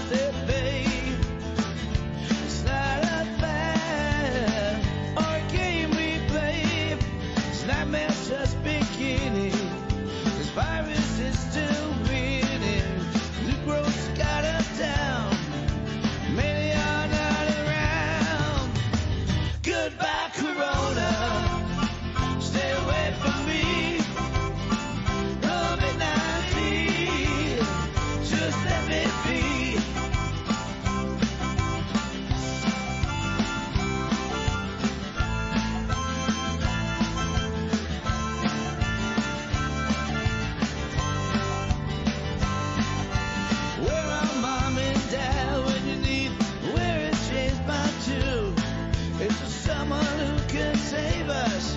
It's something we can do. Goodbye, Corona. Stay away from me.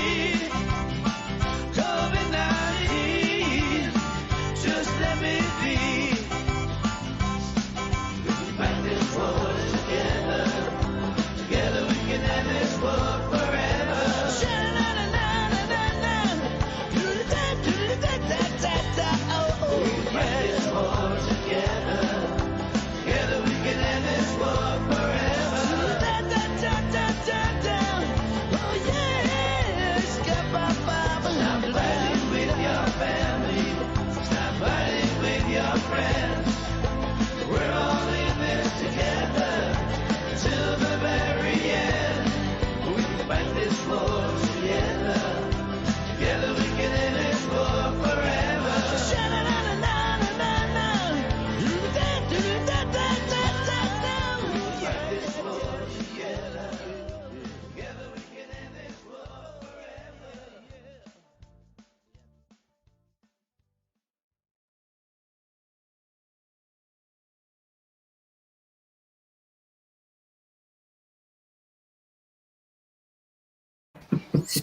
What a That catchy was great. tune, man. I That was really good. like that. Thank I you. liked it. Thanks. That was great. That was a Actually, fun one. Dennis had a lot of the ideas for it. You know, he got his mind. We were talking 3 o'clock in the morning about all these ideas. You know. that's fantastic. Dennis First is of a very all, the- creative guy, man. Dennis will hit you up 3 o'clock, 4 o'clock in the morning. Night out, man. I know, right? It's like, you don't mind if I do this? You don't mind? I said, no, that's fine. You know, I just wanted a simple video like right here with me playing the stuff, and you know, he went with it, and that's great. You know, It's it got sounds, a tasty groove. yeah, it's a great song. It sounds great. The video is super interesting to watch. You even Thank got you. David Lee Roth to come in and do those scat parts. You know, yeah. It's got a good beat and you can dance to it. I'll give it a 5, Dick. super fun. I really enjoyed that. You By know, the way- and Dennis got another video out of his smoke effects. I Yeah, did. yeah. You Well, know, he said that was his trademark. the So smoke 20 effect bucks. and then my lens flare across the back. $20. He got the smoke effect. He's using like well, he had 2 48 at one videos. time. But I had to take it out. He had 2. You know, that's He thought I was over smoking the place, so I had to pull one of them out. No, that's really cool. I enjoyed that. I enjoyed that very much. All right, check this out. This is really short. This is really, really short. But and Jimmy doesn't even know I'm going to play this. But watch it.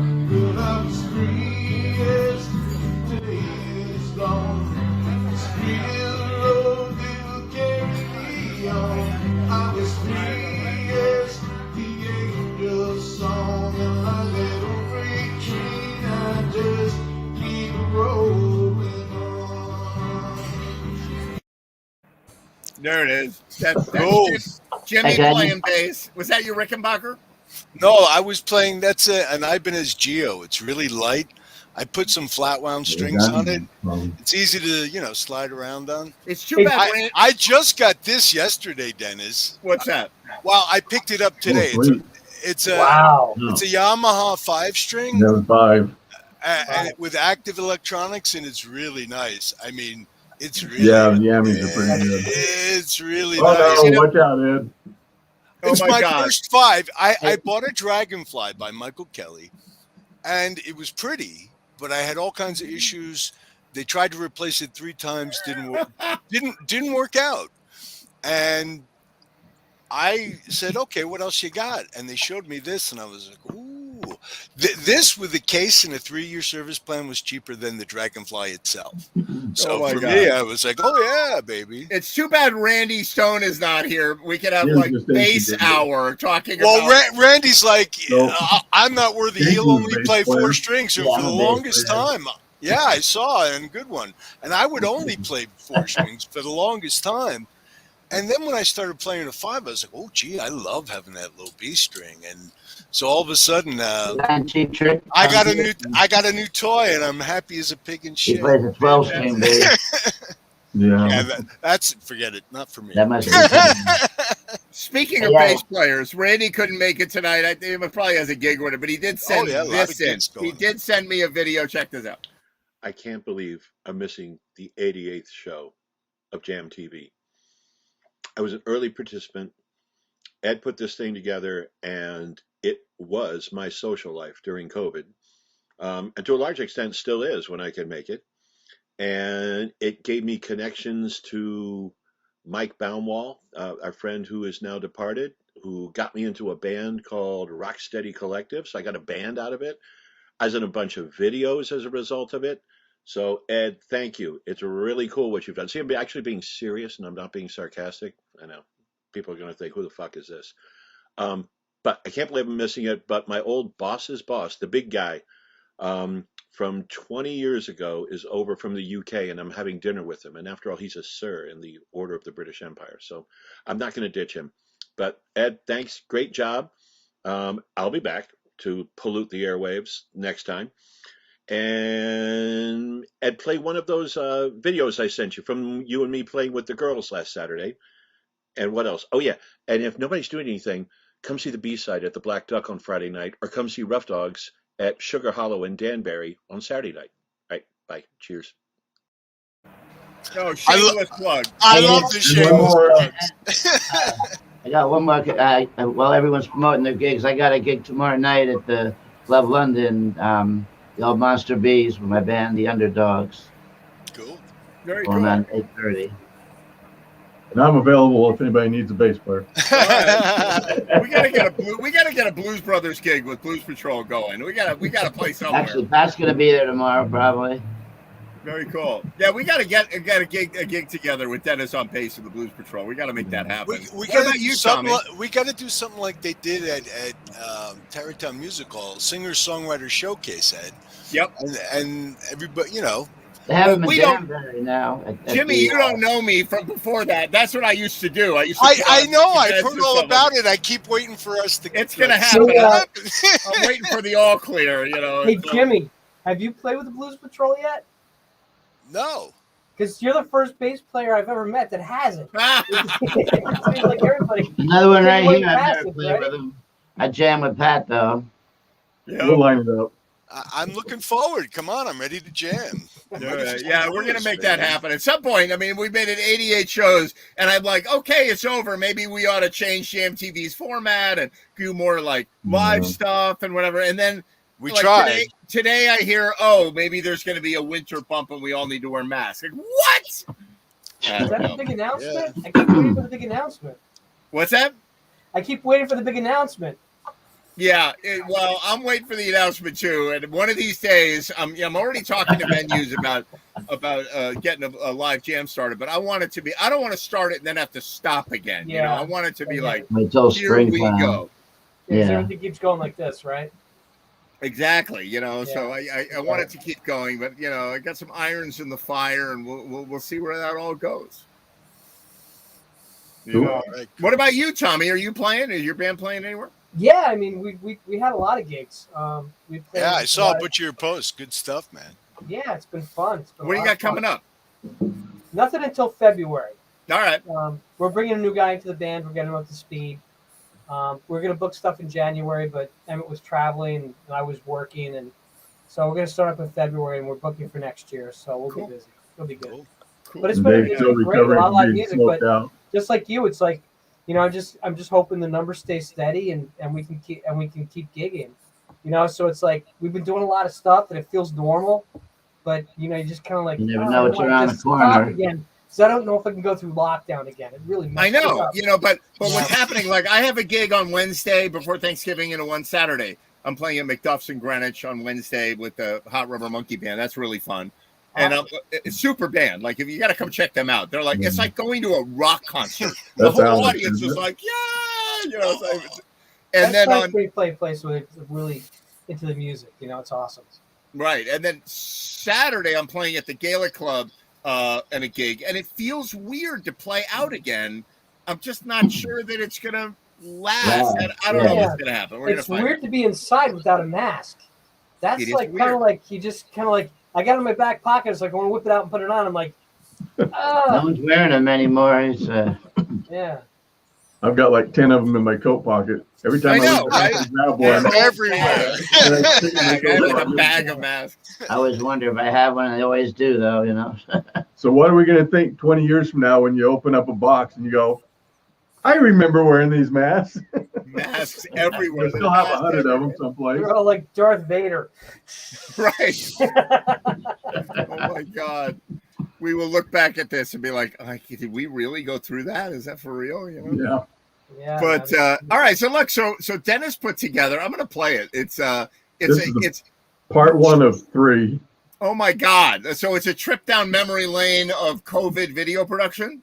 You know what's really strange when you look at it? I mean, I watched it already. Dennis did a great job, but it's like in the beginning, it's real simple. Everybody's in their basement with like bad internet connections and not a lot of special effects. And you can see the progression of like green screens and tapestries and videos in the background. And you see everybody going. And it was always like, I remember it was like really super cool to see Mike Baumwell do his thing and see Dennis do his thing and to see the camaraderie and the playful, competition. It was wonderful. Really, really good stuff, It was great. It's like there was like all the different iterations. I mean, I have them all in my Dropbox. It wasn't just 1 or 2 takes. It's like dozens.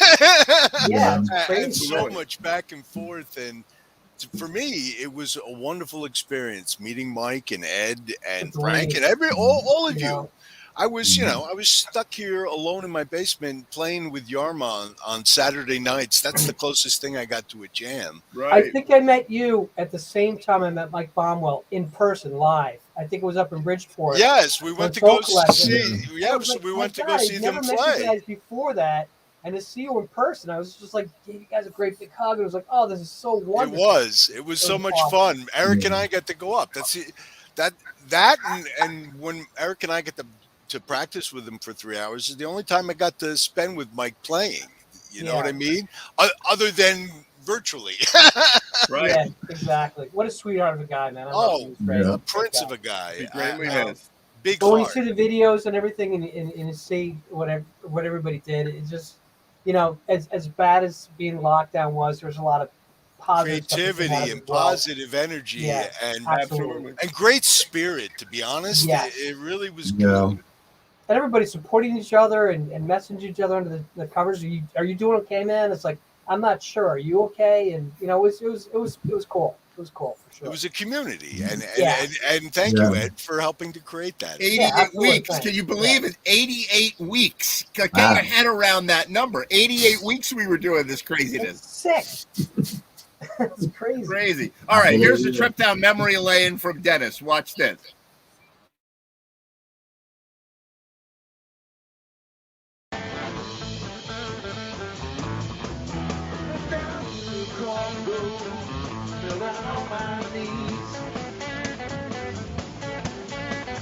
Down to the crossroads, where I got on my knees. Ask the Lord for mercy, save me if you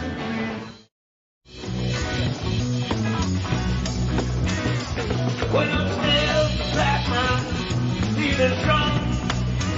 They sing the whiskey, the bluebirds, the rock and drum. Sing the whiskey.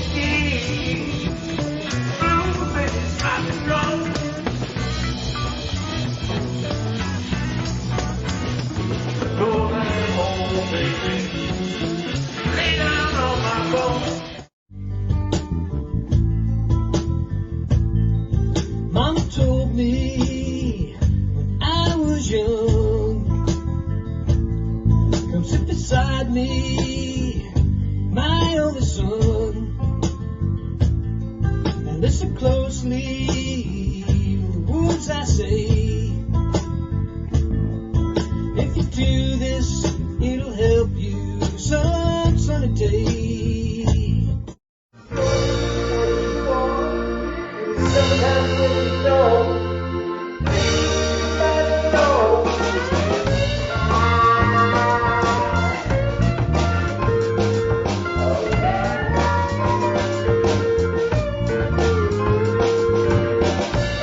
That's right.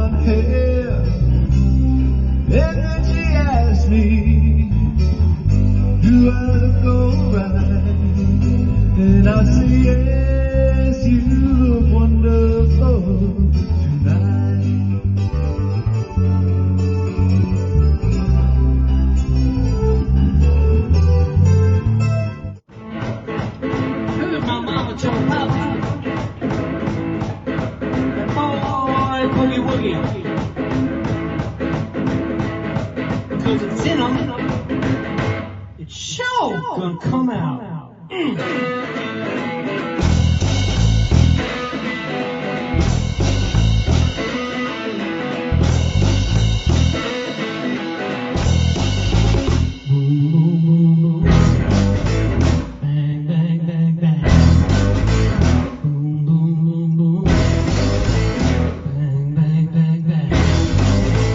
I love the way you walk. I love the way you talk. When you walk that walk and you talk that talk, you knock me out right off my feet. Boom, boom, boom, boom. Bang, bang, bang, bang.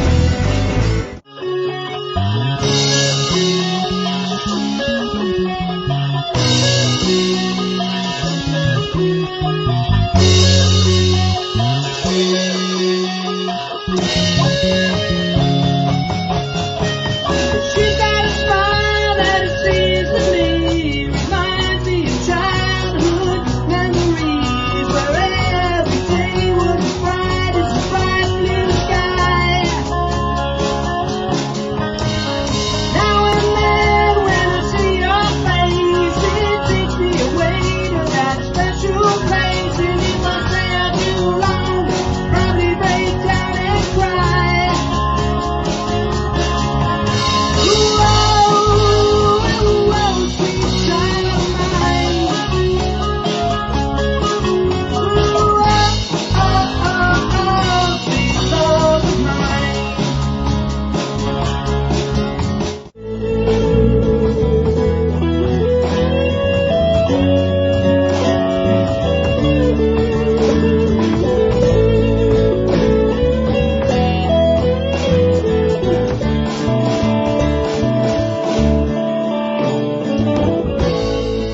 I don't know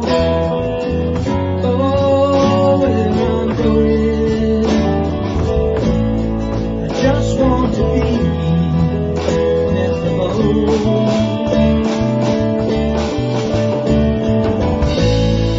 This train ends, I'll try again.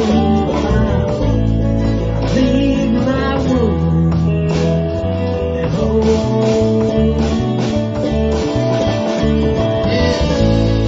Tuesday's gone with the wind.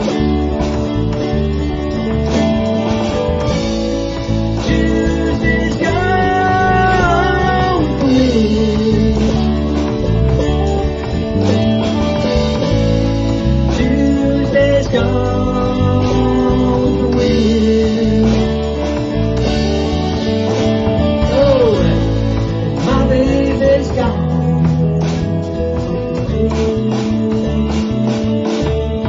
Train roll on.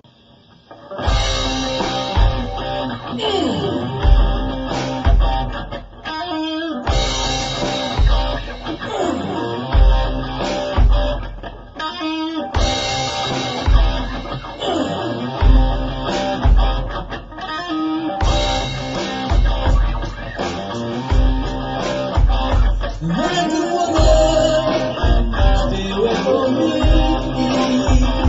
Wonderful woman, mama let me be. Don't come hanging around my door. I don't want to see your face no more. I got more important things to do. Spend my time going over you. Stay away. Listen what I say.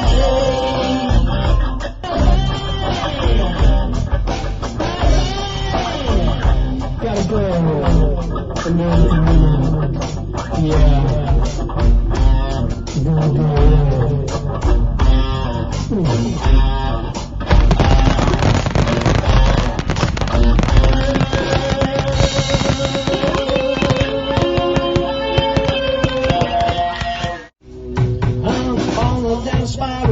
Destination unknown, come across a messenger all alone. Can't get no connection, can't get through. Where are you?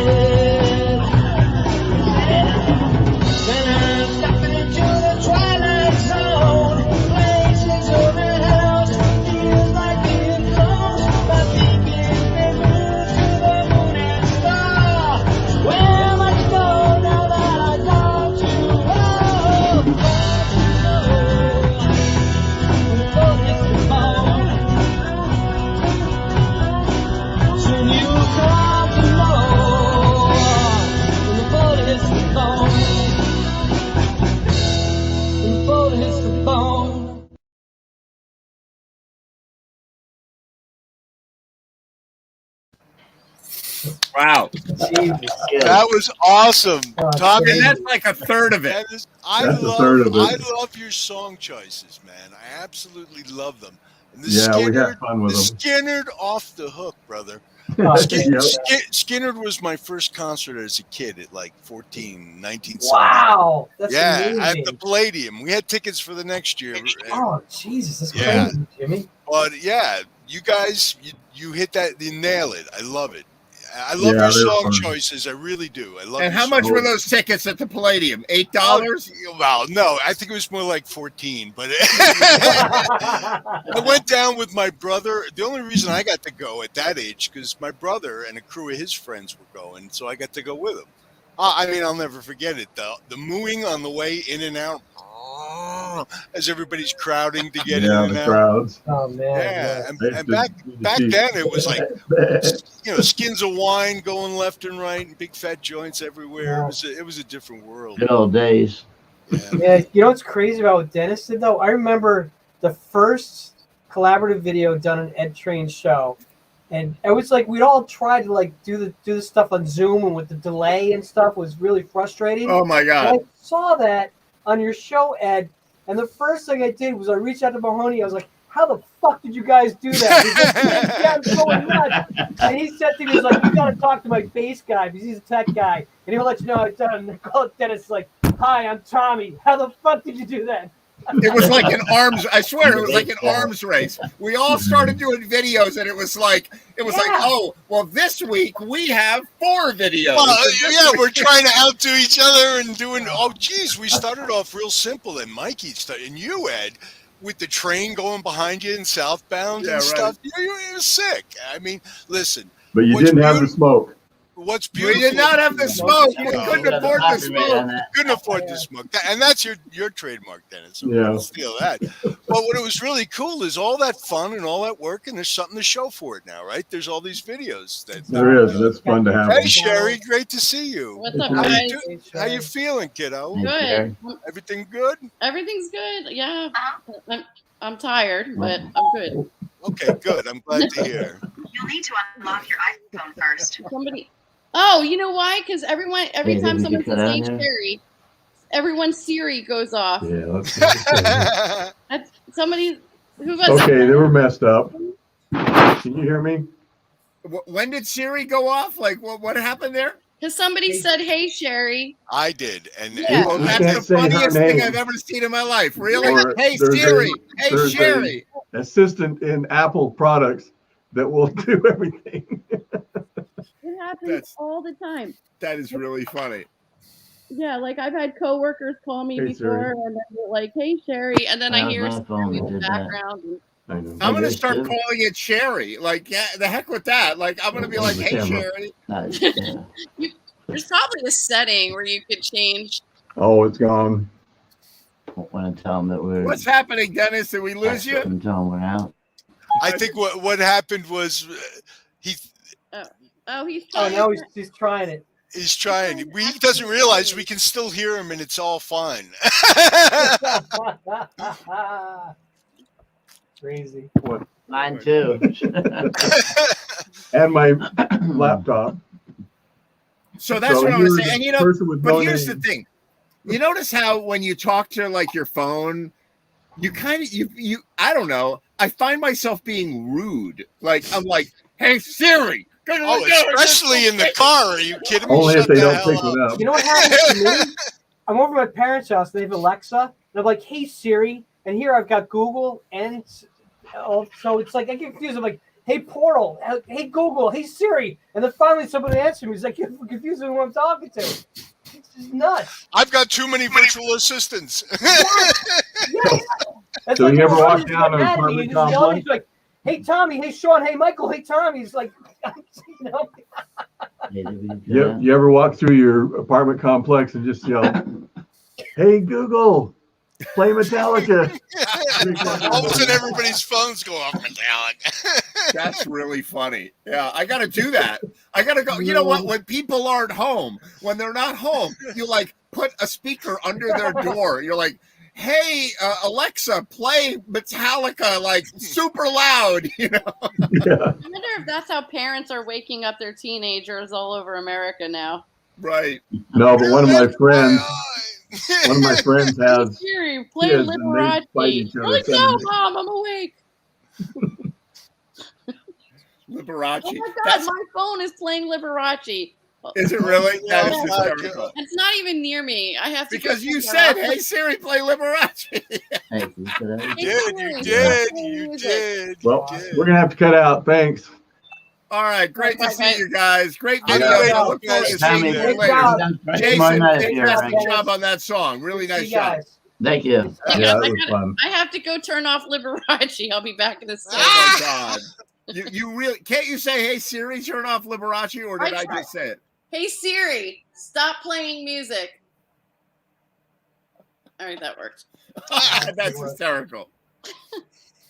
That is absolutely funny. I get a kick out of that.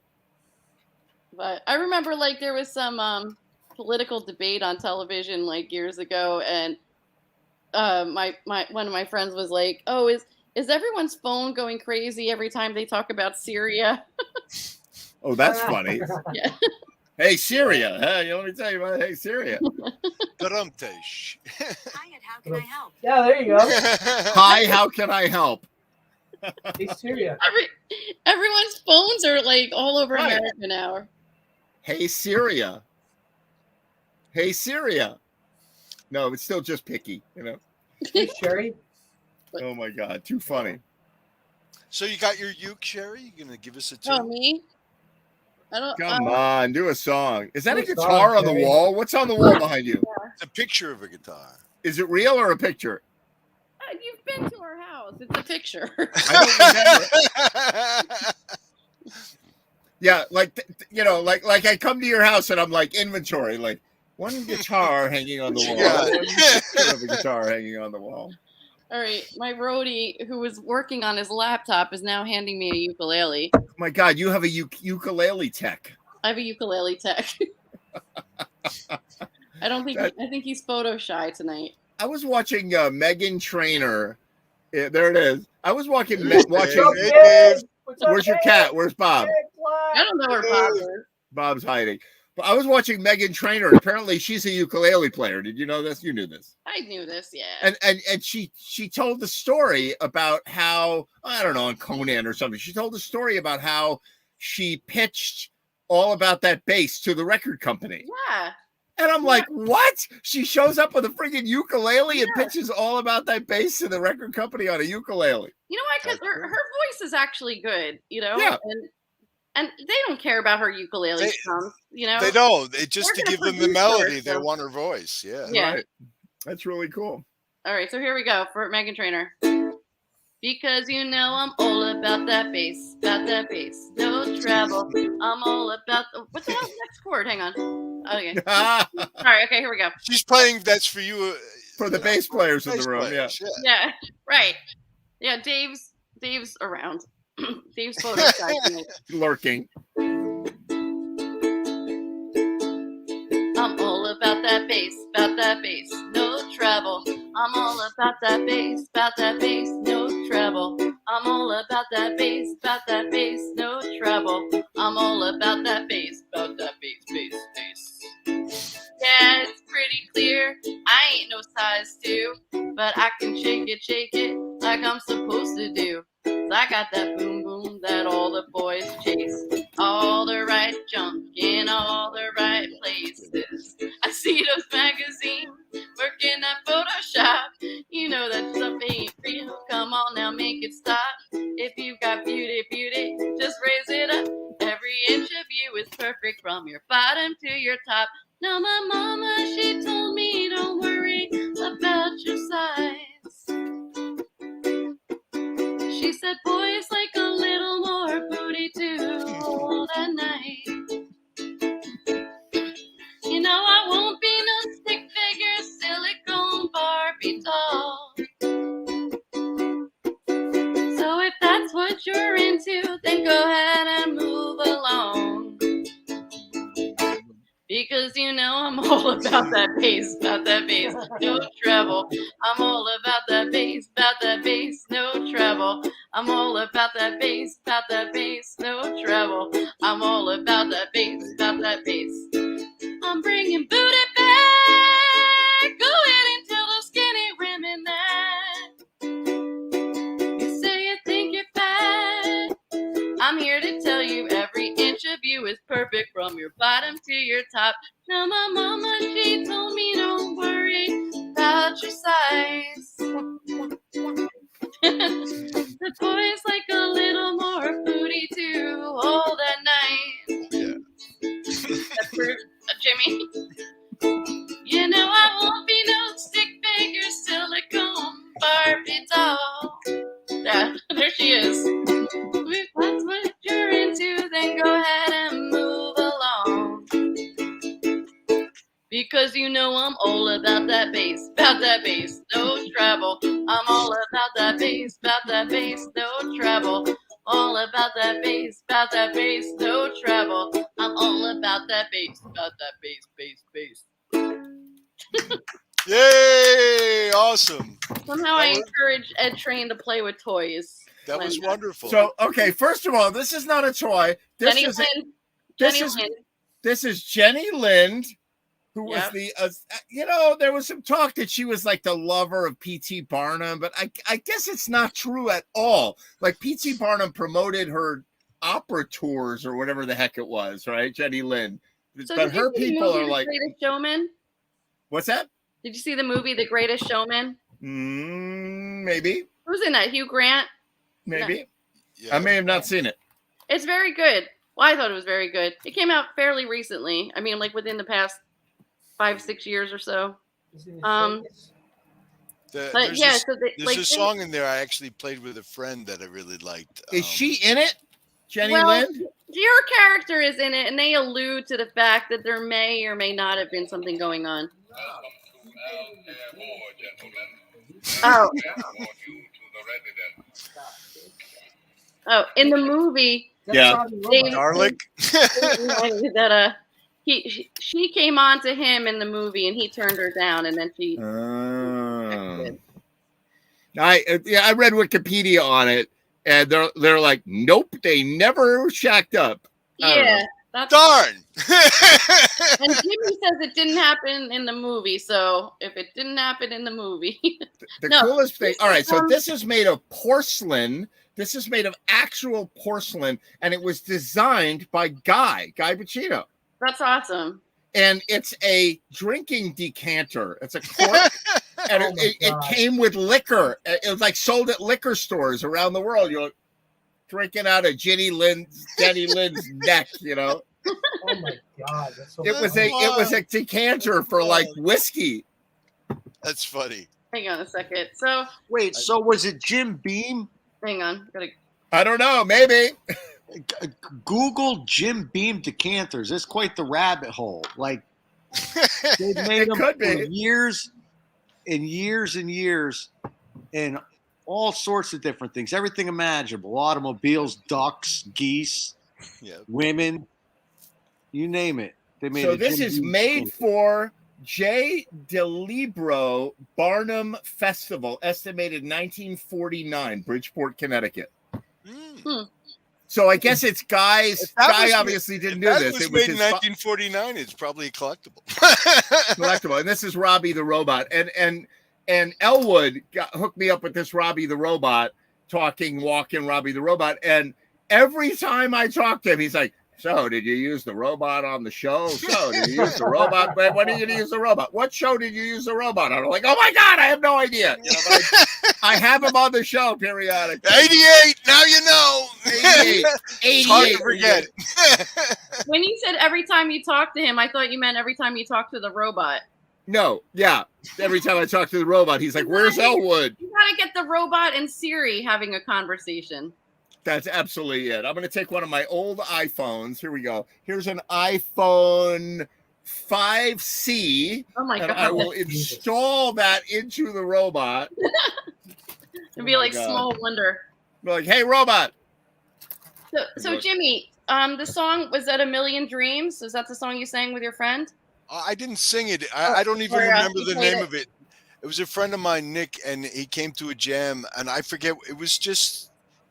Is it? I'm not even sure if it was from the same movie. It was. Maybe it's time to let the old ways die. Oh yeah, it's a great song. Maybe it's time to let the old ways die. I don't know, Yeah. but I'm gonna play another. It's Song. Bradley Cooper who that's who it Yeah, so did it was that from with. Shallow, and it was Bradley Cooper and Lady Gaga, which I Yeah, didn't yeah. see. But I But know it's a that pretty song, and I hadn't seen that movie, and he brought it in, and we played it, and it just came natural. And my boss was there playing violin. I got a small recording of it. That's It sounded awesome. really sweet. Yeah. All right, I'm gonna play, but I'm moving on to another tab so I can read the chords. So I'm All not right. gonna be able to see you guys goofing around. So you guys can do And I'm whatever you probably want. going to sneak off because I'm fading fast. Aw, gee, come on. Stay for this one Oh, song God. and then sneak I off. played 3 hours straight without a break last night, and I haven't done Oh, it in yeah. how long? Stay for one song. Stay for one song. All right, Okay, so I'll stay for one song. All I right. won't be able to see you because and I'm probably gonna have to scroll up and whatever. But this is this was actually mine and Dave's wedding song. Oh, wow. But it was it's A Million Dreams from The Greatest Showman. Cool. Yeah, here we go. And I'm just like curled up on the couch. It's kind of awkward. I close my eyes and I can see a world that's waiting up for me that I call my own. Through the dark, through the door, through where no one's been before, but it feels like home. Sorry, I'm scrolling. They can say it all sounds crazy. They can say I've lost my mind. I don't care if they call me crazy. We can live in a world that we design. Sorry for the mistakes. 'Cause every night I lie in bed, the brightest colors fill my head. Million dreams are keeping me awake. I think of what the world could be, vision of the one I see. Million dreams is all it's gonna take. Million dreams for the world we're gonna make.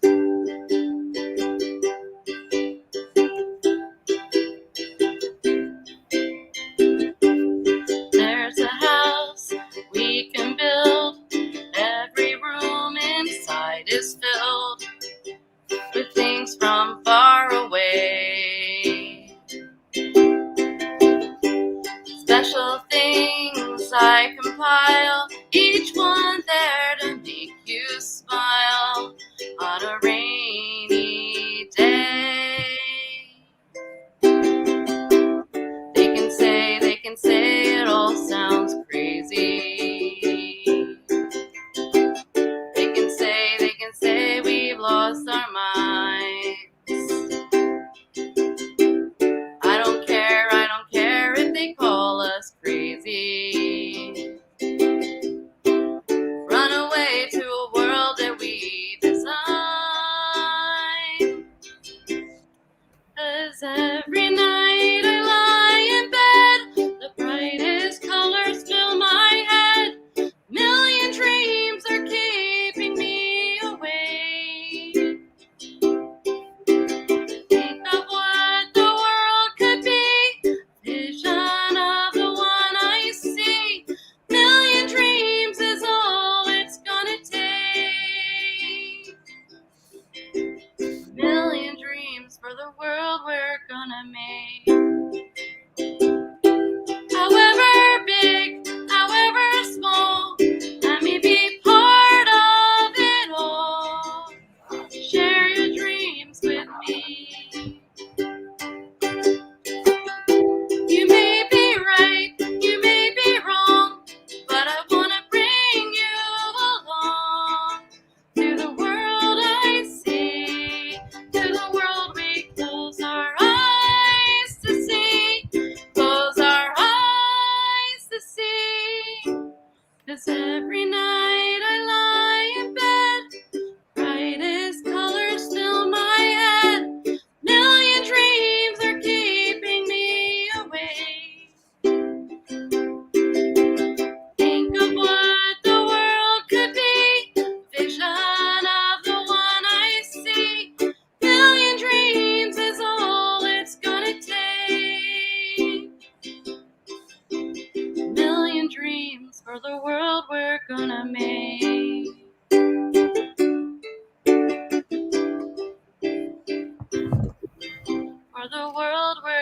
Maine.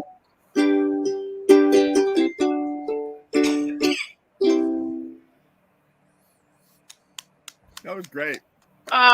It was wonderful, and I'm glad I stayed. Oh, thank you, Jimmy. No, that was wonderful. I, to be honest, I'm not familiar with the song, and it touched my heart. That was Yeah, wonderful. that was a beautiful song. I like the way you did it too. Thank Yeah, you. it was great. It is. It's a very. That's the first time I've ever played it on the ukulele, so I was just kind of scrolling through the chords. But yeah, I think that's such a pretty song. It is. All right, Really Jimmy, is. great to see you, man. This is seeing y'all. when they told me back in March of 2020 that we had to wear a mask going forward. I got this. Right, I remember that. I don't know if anybody remembers this. Like, this is the mask that I put on March, like flying in the face of the humanity or whatever. Yeah. I remember that. My mask. I wore it all the time. I'm like, oh, they told me I had to wear a mask. Ha ha ha. And you know what? I remember that was a jam at Bobby Q's, and you were live streaming it. I didn't go because I was working in a nursing home, so Right. I purposely didn't go. Right. And but I was watching it on the live stream. Oh my good. All right. Well, we're wrapping up. We're wrapping up Jam Take care, TV y'all. for show 88. Jimmy, great to see you. Thank you. Tommy, great to see you. Sherry. Thank Wow. you, Ed. Everybody else, hang out. I got a Jimmy. really weird Good to see you, piece of Sherry. thing that my Have friend awesome. sent me, and my Gary Wolsifer, my good friend who plays bass in this orchestra. Watch this, and I'll see you soon.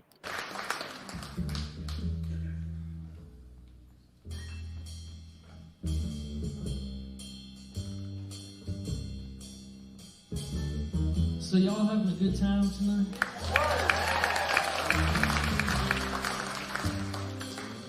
If you recognize the song, you can sing along.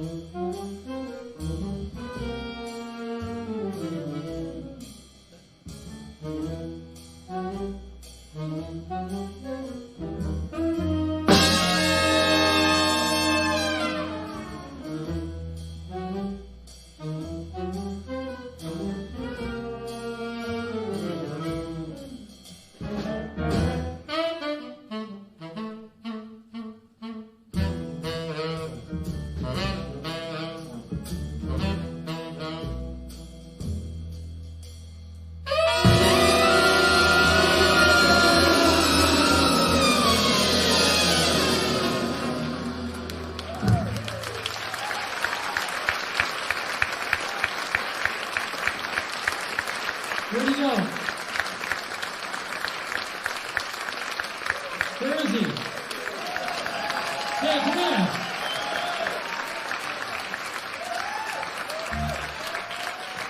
What's your name, kid? From Rockport, Linda Madison. I said he's hired. Okay, so we have a, like I said, a little something different tonight.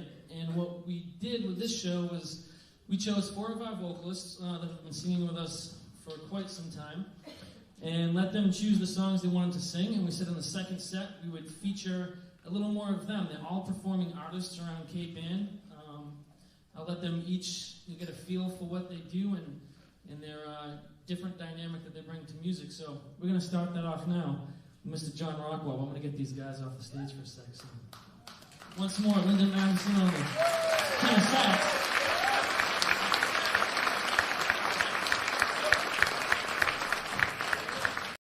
Jam TV made it through show 88. Great to see you all. I'm going to take the show out, and I will see you all very, very soon.